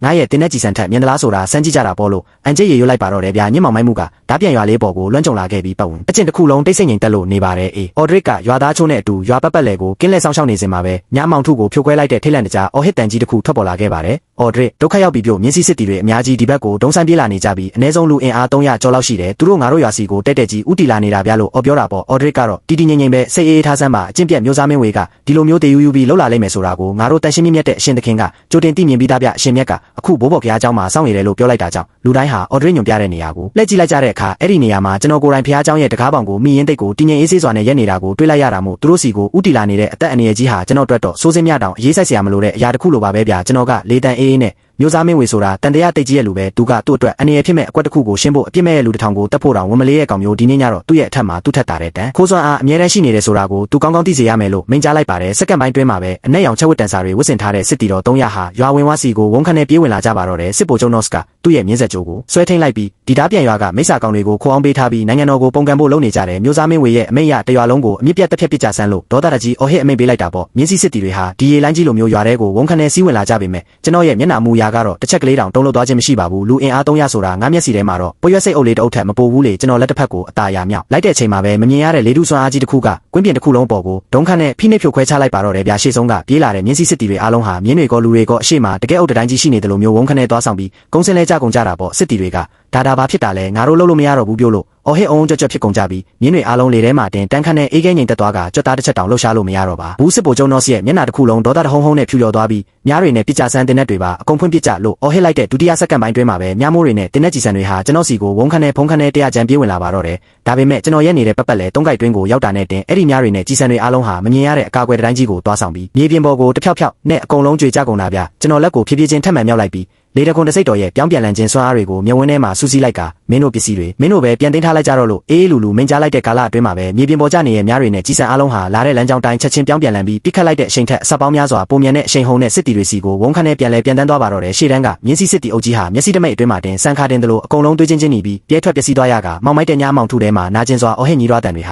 ာထောင်လုံးဟိမ့်ထွက်သွားပါတော့တယ်ဗျာဒါကမိစ္ဆာကောင်ကြီးပြို့ဒီကောင်လူမဟုတ်ဘူးလို့စစ်တီတယောက်ကစိတ်တက်တွေအကုန်ပြက်ပြားပြီးအော်ဟစ်နဲ့လှည့်ပြေးဖို့လုပ်တာပေါ့ကျွန်တော်ကလေတန်အေးနဲ့မင်းတို့ရောက်အောင်လာခဲ့ပြီးမှတော့ဒီတိုင်းပြန်လက်ထွက်သွားလို့မရတော့ဘူးလေလို့ဆိုကလက်ချောင်းလေးတွေကိုဖျက်ခနဲတစ်ချက်တောက်ခောက်လိုက်ပါတယ်အဲ့ဒီအချိန်မှာပဲမြေပြင်ကြီးကဇီးခနဲ့အကွဲချောင်းကြီးတွေချစ်ပြီးဝုန်းခနဲ့ပွန့်ထွက်သွားကကြောက်တုံးတွေပြိုကျပြီးတော့ထွက်ပြေးဖို့လုပ်တဲ့စစ်တီတွေအားလုံးဟာအဲ့ဒီမြေကွဲချောင်းကြီးတို့ဒီတဲကိုစက္ကန့်ပိုင်းတွင်းမှာတင်ဝါမျိုးချင်းခံလိုက်ရပါတော့တယ်ဗျာစစ်ဗိုလ်ချုပ်နော့စ်လည်းကြောက်လုံးလို့ခြေထောက်တွေပြော့ခွေပြီးဒူးထောက်ကျသွားကဆက်တုံရင်ငိုကြွေးရှာပြီးနတ်ဖျားအရှင်မြတ်ဗျာကျေးဇူးပြုပြီးကျွန်တော်တက်ကိုချမ်းသာပေးပါကျွန်တော်မှာသတင်းချက်လက်တွေရှိပါတယ်လို့တောင်းပန်ရှာတာပေါ့ကျွန်တော်မျက်ခုံးတစ်ဖက်ကိုပစ်လိုက်ပြီးမျက်စိတမိတ်အတွင်းမှာတင်နော့စ်ရဲ့ရှေ့တဲ့ကိုဆင်းတက်လိုက်ကဒါဆိုရင်လည်းပြောစမ်းလို့မိန့်ကြားလိုက်ပါတယ်နော့စ်ကအသက်ကိုမနှဲရှူရင်လေတန်တွေတုံကြီးလို့မျိုးသားမင်းဝေရဲ့နောက်ွယ်မှာမြို့တော်ကတိတ်ကိုအာနာရှိတဲ့ကြောထောက်နောက်ခံအရာရှိကြီးတယောက်ရှိနေတာပါရှင်လို့ဖွင့်ပြောလိုက်တာကြောင့်ကျွန်တော်မျက်လုံးကိုကျင်းမြောက်လိုက်ပြီးသူ့အပေါ်ဖိနှိပ်ထားတဲ့စွမ်းအားကိုနည်းနည်းလေးလျှော့ပေးလိုက်ကဆက်ပြောဦးလို့ဆိုလိုက်တာပေါ့ဒါပေမဲ့အဲ့ဒီနောက်ထပ်စက္ကန့်ပိုင်းတွင်းမှာပဲနော့စ်ဟာသူ့ကိုယ်သူတက်တည်ဖို့မဟုတ်ပဲနောက်ဆုံးလက်ကျန်အားအင်အားလုံးကိုတုံးပြီးသူ့မြင်းကုန်းကြီးပေါ်ကလောင်အိမ်တကားကိုဝုန်းခနဲ့ဆွဲဖွင့်လိုက်တာဗျအထဲကနေဖြူပွေးတက်စင်တဲ့ချုံငတ်တကောင်ဟာကောင်းကင်ရန်စီကိုဝုန်းခနဲ့ပြန်တက်သွားပါတော့တယ်နော့စ်ရဲ့မျက်ဝန်းထဲမှာတက်တာရသွားတဲ့အရေးအယောင်တစ်ခုဖြတ်ပြေးသွားပြီးနှုတ်ခမ်းထောင်းကရက်ဆက်တဲ့အပြုံးကြီးနဲ့ကျွန်တော်ရဲ့တခင်ကြီးအကုန်တီးသွားပြီလို့အန်ဂျေအော်ပြောလိုက်တာပေါ့အဲ့ဒီစကားတွေလေထဲမှာရှိနေတော့မယ်ကျွန်တော်လက်တစ်ဖက်ကိုအตาရမြောက်လိုက်တဲ့အခါ10ကိုက်တောင်မပြန်ရသေးတဲ့အဲ့ဒီချုံငက်လေးဟာလေထဲမှာတင်တန်းခတ်နဲ့အေးခဲသွားပြီးဒုတိယစက္ကန့်ပိုင်းတွင်းမှာပဲပြာတိဖြစ်ပြီးကြွေကျသွားပါတော့တယ်ဗျာကျွန်တော်တက်ပြင်းတာချလိုက်ပြီးနောက်ဆုံးချိန်ထိခေါင်းမသွားတာကိုလို့ဆိုကလက်ကိုဝှေ့ရမ်းပြီးအကွဲနေတဲ့မြေပြင်ကြီးကိုမူလအတိုင်းပြန်လဲစစ်ပိတ်ပစ်လိုက်ပါတယ်စစ်တီတွေရဲ့အလောင်းတွေတွေးကွက်တွေအားလုံးတပြိုင်နက်တည်းပျောက်ကွယ်သွားတာမို့ဒီနေရာမှာတိုက်ပွဲတစ်ခုဖြစ်ခဲ့ဘူးတယ်လို့တောင်ပဲလုံးမထင်စရာမရှိတော့ဘူးဗျာအော်ဒရစ်ကအရင်ဆုံးဒူးထောက်ချလိုက်ပြီးရွာသားတွေလည်းတယောက်ပြီးတယောက်နောက်ကနေဥချကြရင်တန်ရှင်းမြင့်တဲ့အရှင်မြတ်ရဲ့တန်ခိုးတော်ဟာလောကမှာအတူမရှိပါဘူးဗျာလို့ပူဇော်ကြပါတယ်အဲ့ဒီအချိန်မှာပဲစနစ်ကကျွန်တော်မျက်စိရှေ့မှာဝုန်းခနဲ့ပေါ်လာပြီးကစားသမားကဲသည်မြင်းတစိတ်တော်လေတကွန်တစိတ်တော်နဲ့မြောက်တစိတ်တော်တို့ကိုတောက်ဖွင့်ပြီးဖြစ်သည်နောက်ထပ်တစိတ်တော်တစ်ခုအတွက်တိုးတက်မှုနှုန်း100ရာခိုင်နှုန်းလို့ပြနေတာမို့ကျွန်တော်စိတ်ထဲကနေစနစ်ခွေးတစိတ်တော်ကိုရွေးချယ်မယ်လို့အမိန့်ပေးလိုက်ပါတယ်အဲ့ဒီအချိန်မှာပဲကျွန်တော်တစ်သက်မှာတစ်ခါမှမခံစားဘူးတဲ့စမ်းကြဲတဲ့စွမ်းအင်ကြီးတစ်ခုကခနာကိုရဲ့လက်မတင်လေးထိဝုန်းခနဲ့စီးဝင်လာပြီးစနစ်ကဂုံယူပါတယ်ကစားသမားမင်းဟာခွေးတစိတ်တော်ရဲ့စွမ်းအားဖြစ်တဲ့ထာဝရအသက်ကိုရရှိသွားပါပြီပိုင်ဆိုင်သူဟာဘယ်တော့မှအိုမင်းရင်ရောင်မှာမဟုတ်တယ်လို့ဘလို့တေးစေနိုင်တဲ့အနေအမျိုးကိုမဆိုလုံးဝခုခံနိုင်စွမ်းရှိသွားပါပြီလို့ကြေညာလာတာကြောင့်တကယ်ကိုအပိုင်နိုင်ဖြစ်သွားပြီဗျာတစ်ဖက်မှာတော့မြို့ယုံထဲမှာမျိုးစားမင်းဝေဟာပြတင်အပေါက်နားမှာတောင်းကြီးရက်နေပြီးစိတ်ကိုမနေထိန်ထားရရှာပါတယ်နာရီဝက်လောက်ကုန်လွန်သွားခဲ့ပြီဒါပေမဲ့စစ်ဗိုလ်ချုပ်နော့စီကနေဘာသတင်းစကားမှထွက်မလာတာကြောင့် သူ့ရင်ထဲကမလုံခြုံမှုတွေကဘလို့မှတားဆီးလို့မရတော့ပါဘူးအထူးစစ်တီတော့300စလုံးသွားတာဘာတန်ပလန်မှမကြားရဘူးဆိုတော့အဲ့ဒီတန်ရှင်းမြင့်မြတ်တဲ့ရှင်ဆိုတာတကယ်နတ်ဖျားစစ်ဖြစ်နေတာများလားလို့တွေးမိပြီးတကယ်လို့အဲ့ဒီနတ်ဖျားကအထူးစစ်တီ300ကိုအမှုချေနိုင်နေဆိုရင်ငါတို့ကိုတက်ဖို့ဆိုတာလက်တစ်ချက်လုံးယုံပဲရှိတာပေါ့လို့တွေးကရင်းနှင်းစရာလောင်ပြုံးကြီးပြုံးလိုက်ပြီးထွက်ပြေးရမယ်ဟုတ်လားငါကဘယ်ကိုပြေးရမှာလဲငါဒီကလူတွေကိုတွေးဆုပ်ခဲ့တာနှစ်ပေါင်းများစွာရှိပြီးငါလမ်းကိုပိတ်တဲ့သူမှန်သမျှကိုလည်းအကုန်နင်းချေခဲ့တာငါကဘာဆုံးထိထွက်ပြေးရင်တော့အမှန်တရားရဲ့ပြစ်ဒဏ်ကငါ့ကိုတေချာပေါက်လိုက်လံဖမ်းဆီးမှာပဲလို့ညီးတွားလိုက်ပါတယ်ဆေဘကဒါဆိုကျွန်တော်တို့ဘာဆက်လုပ်ကြမလဲဗျာလို့မေးတော့ဝေးရဲ့အကြည့်တွေကအတိတ်ကအဝေးကြီးတနေရာစီကိုလွင့်မျောသွားပြီးလေတန်တိုးတိုးလေးနဲ့ဆေပဲမင်းတီလာငါငယ်ငယ်တုန်းကအခုလိုလူစားမျိုးမဟုတ်ဘူးဗျအမှန်တရားကိုယုံကြည်ခဲ့တဲ့လူတစ်ယောက်ပေါ့လွန်ခဲ့တဲ့အနှစ်30ကငါနန်းတွင်စာမေးပွဲတွေအောင်ပြီးဒီရက်ကိုပထမဆုံးစတင်တာဝန်ကြခဲ့တာငါဒီကိုရောက်ရောက်ချင်းပြည်သူတွေအတွက်အခွန်တုပ်တွေကိုရှော့ချပေးခဲ့တယ်ငါကိုပိုင်ငွေတွေကိုစိုက်ထုတ်ပြီးတရားတွေလမ်းတွေကိုပြင်ဆင်ပေးခဲ့ဘူးရဲ့လို့ပြောလိုက်တာကြောင့်ဆေပဲကတော့သူ့ရှိကရက်ဆက်လာတဲ့အာနာရှင်ကြီးကိုတစ်ချိန်ကမုံမြက်ခဲ့တဲ့အရာရှိတစ်ယောက်ဖြစ်ဘလို့မှပေါင်းဆက်တွေးလို့မရနိုင်အောင်ဖျားအင်းနေရပါတယ်ဝေးကမျက်လုံးတွေကိုဖြတ်ခနဲပြန်ဖွင့်လိုက်ပြီးမျက်ဝန်းထဲမှာရက်ဆက်ကြမ်းကြုတ်တဲ့အလင်းနှန်းတွေထွက်ပေါ်လာကဒါပေမဲ့ပြည်သူတွေကငါ့ကိုဘလို့ပြန်ပေးဆက်ခဲ့လဲမင်းတီလာသူတို့ကငါ့ကိုအယောင်ဆောင်လူရုံမာကြီးတဲ့တခုခုအမျက်ထုတ်ချင်လို့လုပ်နေတာလို့ပြောကြတယ်တချို့ဆိုရင်ငါကကယ်ဆယ်ရေးဆန်စပါးတွေကိုခိုးယူပြီးကိုယ့်အိတ်ထဲထည့်နေရလို့ပါကောလာဟလာတွေရှောက်လွင့်ကြသေးတယ်အဲ့ဒီအချိန်တုန်းကတော့ငါကသူတို့ကိုတပားသူတွေရဲ့လက်စားမှုကိုခံလိုက်ရတာပါလို့စိတ်ထဲကနေခွင့်လွှတ်ပေးခဲ့သေးတယ်အဲ့ဒီနောက်တစ်နှစ်ကူးသွားတော့တိတ်ကိုကြီးမားတဲ့မိုးကောင်ရေရှားမှုကြီးနဲ့ကြုံရပြီးခရိုင်တစ်ခုလုံးမှာရိတ်သိမ်းစရာဘာမှမကြံတော့ဘူးလေငါကြီးတွေကိုဖွင့်ပြီးပြည်သူတွေကိုစံပြုတ်တွေနေတိုင်းတိုက်ကြွေးခဲ့ရင်မဲ့သူတို့ငါ့ကိုကျေးဇူးမတင်ခဲ့ကြဘူးဗျစံပြုတ်ကတိတ်ကျဲလုံးနဲ့ပေးတဲ့ငွေပြားကတိတ်နီးလုံးနဲ့လို့အော်ဟစ်ပြီးလူအုပ်ကြီးနဲ့မြို့ယုံကိုဝုန်းခနဲ့စီးနှင်းတိုက်ခိုက်ကြတယ်ငါရဲ့စားပွဲခုံတွေကိုရိုက်ခွဲတယ်ငါပိုင်ဆိုင်မှုတွေကိုလူရက်ပြီးငါအိမ်ကိုပါမိရှို့ပြချပစ်ခဲ့ကြတာဗျာငါသူတို့ရှေ့မှာဒူးထောက်ပြီးကျေးဇူးပြုပြီးရက်ကြပါတော့လို့ငိုယိုတနာခံခဲ့ရင်မဲ့သူတို့ကငါ့ကိုလောင်ရဲကြပြီးအကျင့်ပြတ်တဲ့ခွေးကောင်မင်းခံရမှာပဲလို့မျက်နာကိုတနွေးနဲ့ထွေးခဲ့ကြတယ်ဗျာအဲ့ဒီနေ့ကစလို့ငါကောင်းကောင်းသဘောပေါက်သွားပြီးလူသားဆိုတာကျေးဇူးတိတက်တဲ့တတဝါမဟုတ်ဘူးမင်းကသူတို့ကိုကျင်နာမှုပြရင်သူတို့ကလှည့်ပြီးမင်းကိုပြန်ကိုက်လိုက်မယ်ဒါဆိုရင်ငါကဘာလို့လူကောင်းရောင်ဆောင်နေရဦးမှာလဲလူဆိုးတယောက်ဖြစ်နေတာကအနည်းဆုံးတော့မိမိလိုရှိတယ်လို့လွတ်လွတ်လပ်လပ်နေရသေးတယ်လေသူတို့ကတနာညာတာမှုကိုမထိုက်တန်ဘူးဆိုမှတော့ငါသူတို့ကိုတကယ်ချောက်ချားတုံလို့เสียကြောက်ရွံ့မှုအစစ်အမှန်ကိုပြသပေးရမှာပေါ့သွားဆိုမြေရောက်ခန်းထဲမှာရှိတဲ့ရန်ပုံးတွေအားလုံးကိုအပေါ်ကိုအကုန်တဲခဲ့ကြပြီးတော့တောင်ဘက်ကယောဂဆောင်ထဲမှာရှိတဲ့ဖျားနာနေသူတွေကိုအကုန်လွတ်ပေးလိုက်လူသက်သမားတွေကိုဆေလွတ်ပြီးအဲ့ဒီကယောဂဘိုးတွေကိုမျိုးတွေကလူတွေစီပြန့်နှံ့အောင်လုပ်ခိုင်းလိုက်စမ်းအဲ့ဒီတန်ရှင်းမြင့်မြတ်တဲ့ရှင်ဆိုတဲ့ကောင်ကယောဂကူနိုင်နေဟုတ်လားဒါဆိုမျိုးတစ်ခုလုံးကလူတွေကိုသူဘလို့ကဲမလဲကြည့်ရသေးတာပေါ့အမတ်မင်းဘတ်ရဲ့မွေးနေ့ပွဲနေကြရင်တော့ငါအဲ့ဒီရန်ပုံးတွေကိုအကုန်ဖောက်ခွဲပစ်ပြီး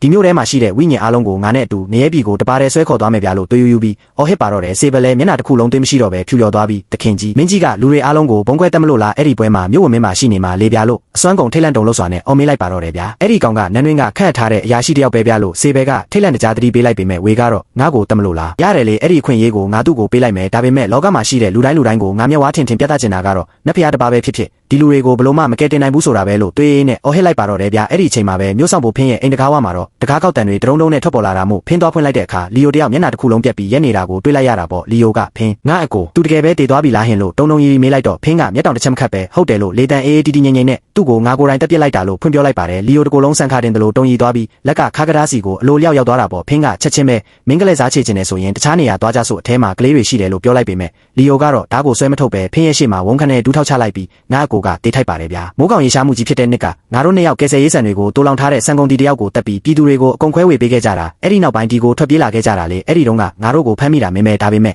မင်းကငါတို့ကိုနန်းတွင်းစီမအပ်ပဲတနာလို့အသက်ချမ်းသာပေးခဲ့တဲ့အပြင်ရဲမက်တွေဖြစ်အောင်ပါယာဒူးတို့ပေးခဲ့တာအဲ့ဒါကိုငါတို့ကဘာပြန်လုပ်ခဲ့လဲလို့ငိုယိုရင်းမျက်ရည်တွေအလိမ့်လိမ့်နဲ့ပြောရှာပါတယ်ငါတို့ကိုတက်ကိုလွတ်အောင်ဆိုပြီးအဲ့ဒီအကျင့်ပြတ်မျိုးသားမင်းရဲ့ခွေးဖြစ်ကလူသားတယောက်မလှုပ်ထိုက်တဲ့ရုံမာမှုတွေကိုအကုန်ကူညီလှုပ်ဆောင်ပေးခဲ့ကြတာငါကတေးထိုက်တဲ့ကောင်ပါဗျာတကယ်ကိုတေးထိုက်ပါတယ်ဖင်းငါကိုအခုချက်ချင်းတက်ပြစ်လိုက်ပါတော့ငါဘာမှပြန်မခုခံပါဘူးလို့အသေးအတန်ကိုပြောရှာတာပေါ့ဖင်းကငုံပြီးသူ့ကိုတွဲထုလိုက်ကထဆန်းမင်းလှုပ်ခဲ့တဲ့အပြစ်ကိုမင်းကိုယ်တိုင်ရဲရဲဝံဝံရင်ဆိုင်ပြီးပြုပြင်ခြင်းစိတ်ရှိတယ်ဆိုရင်တော့ရှေ့မှာလမ်းစာရှိပါသေးတယ်အခုမျိုးသားမင်းဝေကဘာတွေလုပ်နေလဲချက်ချင်းပြောစမ်းလို့မေးလိုက်ပါတယ်လီယိုကမျက်ရည်တွေကိုတုပ်ရင်ဖင်းမျိုးသားမင်းဝေကလုံးဝယူသွန်းသွားပြီဗျသူသားပြန်ရွာကိုစစ်တီ300လွတ်လိုက်တာတယောက်မှပြန်မလာတော့ဘူးအခုသူကအမတ်မင်းဘတ်ရဲ့မွေးနေ့ပွဲမှာရန်ပုံးတွေကိုအကုန်ဖောက်ခွဲဖို့ကြံစီနေတယ်ပြီးတော့တောင်ဘက်ကယောဂဆောင်ကလူနာတွေကိုလည်းမျိုးတဲကိုလွတ်ပြီးယောဂဘိုးတွေဖြန့်ခိုင်းနေပြီဗျာလို့အရေးကြီးတဲ့ရင်ကိုအကုန်ပြောထုတ်လိုက်တာကြောင့်ဖင်းရဲ့မျက်သူငယ်ဆုံးဟာအပေါက်လောက်ပဲရှိတော့အောင်ကျင်းမြောင်းသွားပြီးဖြတ်ခနဲထက်လိုက်ကမလွယ်တော့ဘူးငါတို့ချက်ချင်းအမတ်မင်းဘတ်နဲ့တန်ရှင်းမြင့်တဲ့အရှင်စီကိုသွားပြီးအခုချက်ချင်းတတိပေးရမယ်လို့ဆိုကမျက်စိထွက်ခဲ့ပါတော့လေဗျာနောက်တနေ့မနက်ခင်းမှာတော့မြို့တစ်ခုလုံးမှာကောလာဟလသတင်းတွေကတရရိပ်နဲ့ပြန့်နှံ့သွားပြီးလူတွေကတန်ရှင်းမြင့်တဲ့အရှင်ဟာမကြခင်မှာပွင့်ထုံးလာပြီးသူတို့အားလုံးကိုကဲတင်ပေးတော့မယ်လို့ပြောနေကြတာပေါ့ဖင်းဟာရဲမက်အနေငယ်ကိုဥဆောင်ပြီးလမ်းမတွေပေါ်မှာကင်းလက်ရင်းစုဝေးနေတဲ့လူအုပ်ကြီးကိုလူစုခွဲခိုင်းတယ်လို့ဘေးပတ်ဝန်းကျင်ကိုလည်းမျက်စိတောက်ထောက်စောင့်ကြည့်နေခဲ့ပါတယ်မကြခင်မှာပဲသူဟာရိုးရိုးဝတ်စုံဝတ်ထားတဲ့အမတ်မင်းဘတ်ကိုလက်မြင်လိုက်ရတာကြောင့်သူတို့နှစ်ယောက်လုံးတိတ်ဆိတ်တဲ့ထောင်းတနေရာမှာကပ်ပြားကြဆုံတွေ့ပြီးစကားပြောကြတာပေါ့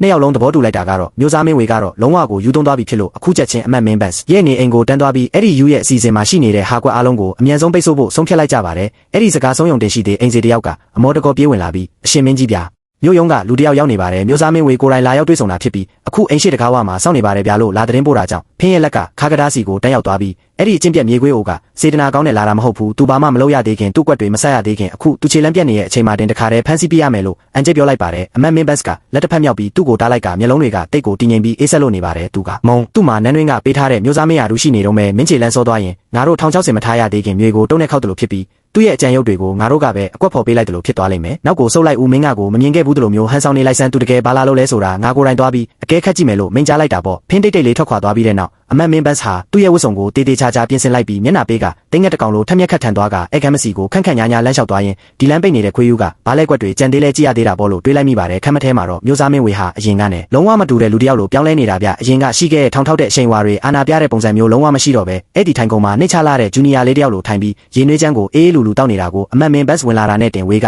ချက်ချင်းထက်လိုက်ပြီးမျက်နှာပေါ်မှာအောက်ကျနောက်ကျပုံစံမျိုးနဲ့မပြုံးပြုံးအောင်လုပ်ယူထားတဲ့အပြုံးကြီးနဲ့အမတ်မင်းဘတ်ပြကျွန်တော်မျိုးကြိုတင်ကြောင်းမကြပဲရုတ်တရက်ရောက်လာတဲ့အတွက်တောင်းပန်ပါတယ်အခုလိုနောက်ဆက်မိတာကိုခွင့်လွှတ်ပေးပါဦးလို့နှိမ့်ချစွာဆိုရှာပါတယ်အမတ်မင်းဘတ်ကတော့စားပွဲရဲ့ထိတ်ဆုံးထိုင်ကုန်မှာခန့်ခန့်ကြီးထိုင်လိုက်ပြီးလက်ထဲကရေနွေးကန်တော့ခွက်ကိုဖြည်းဖြည်းချင်းလှည့်ရင်မျိုးစားမင်းဝေမင်းကတိတ်ကိုအလုံးများတဲ့သူပဲဟာဒီနေ့ငါအိမ်ထိကိုယ်တိုင်လာတယ်ဆိုတော့ဒါကရိုးရိုးနှုတ်ဆက်ဖို့တတ်တော့မဟုတ်တော့ဘူးထင်တယ်မင်းပြောချင်တဲ့စကားကိုပွင့်ပွင့်လင်းလင်းသာပြောစမ်းပါလို့လေတန်ခက်အေးအေးနဲ့တုတ်ပြန်လိုက်တာပေါ့မျိုးစားမင်းဝေကတပြင်းရှည်ကြီးချလိုက်ပြီးမျက်နှာတစ်ခုလုံးပူဆွေးတော့ကြောက်ရောက်နေတဲ့ပုံစံဖန်းကအမှန်တိုင်းလျှောက်တင်ရရင်တော့အရှင်မင်းကြီးဗျာကျွန်တော်မျိုးဒီနေ့လာတာမျိုးထဲမှာပြက်နှက်နေတဲ့ကောလာဟလသတင်းတွေကြောင့်ပါအဲ့ဒီတန်ရှင်းမြင့်တဲ့ရှင်ဆိုတဲ့ကောင်ပေါ်လာပေမဲ့လည်းကက်ယောဂါကမျိုးထဲမှာလုံးဝမငြိမ်းသေးပါဘူးပြည်သူတွေကလည်းတိတ်ကိုထိတ်လန့်တုန်လှုပ်နေကြပြီးသတင်းဆိုးတွေကပိုပြီးကြီးထွားလာနေတယ်ကျွန်တော်မျိုးရှိသမျှနေလန်အားလုံးကိုတုံးခဲ့နေမဲ့ပြည်သူတွေကိုစိတ်အေးအောင်မလုပ်နိုင်တော့လို့အစွမ်းကုန်မတက်နိုင်တော့တဲ့အဆုံးအရှင်မင်းကြီးရဲ့အမျှော်မြင်ရှိတဲ့အကြံဉာဏ်ကိုလာရောက်တောင်းခံရတာပါဗျာငါတို့ဘလို့နေလန်းနဲ့ဒီအခြေအနေကိုထိမ့်သိမ့်ပြီးပြည်သူတွေကိုစိတ်အေးအောင်လုပ်ပေးရမလဲဟင်လို့တိတ်ကိုတနာစရာကောင်းတဲ့လေတံနဲ့မျက်နှာသေးလေးနဲ့ရှောက်တင်ရှာပါတယ်အကယ်၍သူ့အကြောင်းကိုတေချာမသိတဲ့သူသာဆိုရင်တော့သူ့ကိုပြည်သူအတွက်တကယ်ကိုတစ္ဆာရှိအလုပ်ကျွေးပြုနေတဲ့မုံမြတ်တဲ့အရာရှိကြီးတယောက်လို့ထင်သွားမှာတေချာတယ်ဗျအမတ်မင်းဘတ်ကသူ့ကိုတစ်ချက်လန့်ကြည့်လိုက်ပြီးလေတံကိုမလောတော့ပဲခက်အေးနဲ့မျိုးစားမင်းဝေ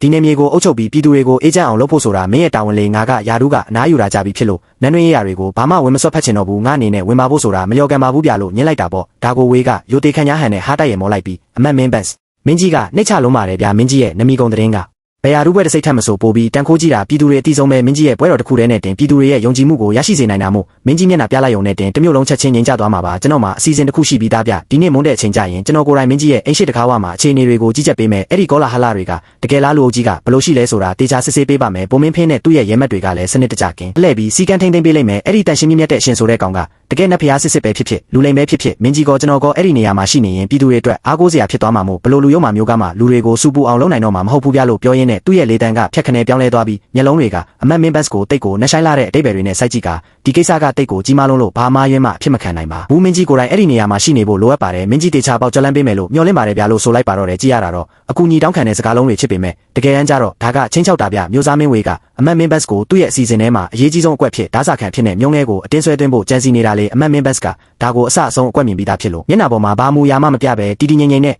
ဒီနေ့ကငါရဲ့မွေးနေ့ပွဲပဲဟာငါကငါအိမ်မှာပဲတေချာပေါက်ရှိနေမှာပေါ့မင်းပါမစိုးရိမ်မနေပါနဲ့မျိုးစားမင်းဝေအချိန်တန်ရင်ငါအဲ့ဒီနေရာမှာရှိနေစေရမယ်လို့ပြန်ပက်လိုက်ပါတယ်ဝေလဲသူ့လိုရှိတဲ့အဖြေကိုရသွားပြီဆိုတော့ကျင်းနဲ့သွားပြီးဟန်ဆောင်စကားအနှဲငယ်ထက်ပြောကနှုတ်ဆက်ထွက်ခွာသွားပါတော့တယ်အမတ်မင်းဘတ်ကသူ့ကြောပြင်ထွက်သွားတာကိုစိုက်ကြည့်နေပြီးလက်ထဲကရေနွေးခွက်ကြီးလဲတန်းခနဲ့အေးခဲငိမ်တက်သွားကအဲ့ဒီအဖိုးရဲ့မျက်ဝန်းဟောင်းတွေရဲ့နောက်ွယ်မှာတော့တိတ်ကိုထက်မြက်ပြီးတေးစေနိုင်လောက်တဲ့ရက်ဆက်တဲ့အရေးအယောင်တစ်ခုဖြတ်ခနဲလင်းလက်သွားပါတော့တယ်ဟဲ့ဒီမျိုးစားမင်းဝေကတော့ဒီနေ့ကိုအသက်ရှင်လျက်နဲ့ကြော်ဖြတ်နိုင်တော့မှာမဟုတ်ဘူးဗျအဲ့ဒီအချိန်မှာပဲငကားပြတောင်ပေါ်ကငါရဲ့နက်ပိမန်ထဲမှာတော့အော်ဒရစ်ကနက်ဖျားဆက်သွယ်ရေးတန်စာပလာကနေတဆင့်သတင်းတွေအားလုံးကိုလမ်းပြီးအစီရင်ခံနေပါတယ်တန်ရှင်းမြင့်မြတ်တဲ့ရှင်ဒုက္ခရောက်ပြီဗျမျိုးစားမင်းဝေကလုံးဝကိုတွေးယူသွားပြီးသူကတောင်ဘက်ကယောဂဆောင်ကလူနာတွေကိုမိမိသဘောနဲ့မိမိမျိုးတဲကိုလွတ်ပေးလိုက်တဲ့အပြင်ဒီနေ့မွန်းတဲ့အချိန်မှာအရှင်မြတ်ဆင်းသက်လာပြီးလောကကြီးကိုကယ်တင်လိုက်မယ်ဆိုတဲ့ကောလာဟလသတင်းတွေကိုတမင်တက်တက်အရရက်မှာရှောက်ဖြန့်ထားပါတယ်သူကအရှင်မြတ်ကိုဘလို့မှရုံမထွက်နိုင်တဲ့ထောင်ချောက်ထဲကိုတမင်တက်တက်ပိတ်ဆို့ထားတာဗျသူကအရှင်မြတ်အနေနဲ့လူနာအားလုံးကိုတပြိုင်နက်တည်းမကယ်နိုင်တဲ့အခြေအနေမျိုးဖန်တီးပြီးပြည်သူတွေအရှင်မြတ်ပေါ်ယုံကြည်မှုပြပြသွားအောင်လုပ်ဖို့ကြံစီနေတာပါလို့စိုးရိမ်တကြီးရှောက်တင်ရှာတာပေါ့ကျွန်တော်ဒါကိုတေးသေးချာချာနားထောင်ပြီးတဲ့နောက်နှုတ်ခမ်းထောင်းကနေအေးဆက်ဆက်လောင်ပြုံးတစ်ခုပေါ်လာခဲ့ပါတယ်ဟဲ့သူကငါ့ကိုထောင်ချောက်ထဲဆွဲသွင်းဖို့ပို့ပြီးစူးစမ်းလေငါကသူလိုချင်တဲ့အကွက်တိုင်းကွက်တီပြန်ပေးဆက်ရုံပေါ့ဗျာအော်ဒရစ်ကဒါပေမဲ့မြင့်မြတ်တဲ့အရှင်လူနာတွေကတိတ်ကိုညားပြလုံးနဲ့ပြင်ကက်ယောဂါကလည်းတိတ်ကိုမြင်မြန်ဆန်ဆန်ပြန့်နှံ့နေတာဗျအကယ်လေအရှင်မြတ်ကသူတို့အားလုံးကိုတပြိုင်နက်တည်းမကုသပေးနိုင်ရင်ပြည်သူတွေကတန်တရားဝင်လာကြပြီးမျိုးစားမင်းဝေရဲ့အစီအစဉ်ကအောင်မြင်သွားလိမ့်မယ်နော်လို့ထက်လောင်းလျှောက်တင်တဲ့အခါကျွန်တော်ကဘာမှမဖြစ်စေရဘူးလို့ပြက်ပြက်သားသားဆိုကမတက်ထက်လိုက်ပါတ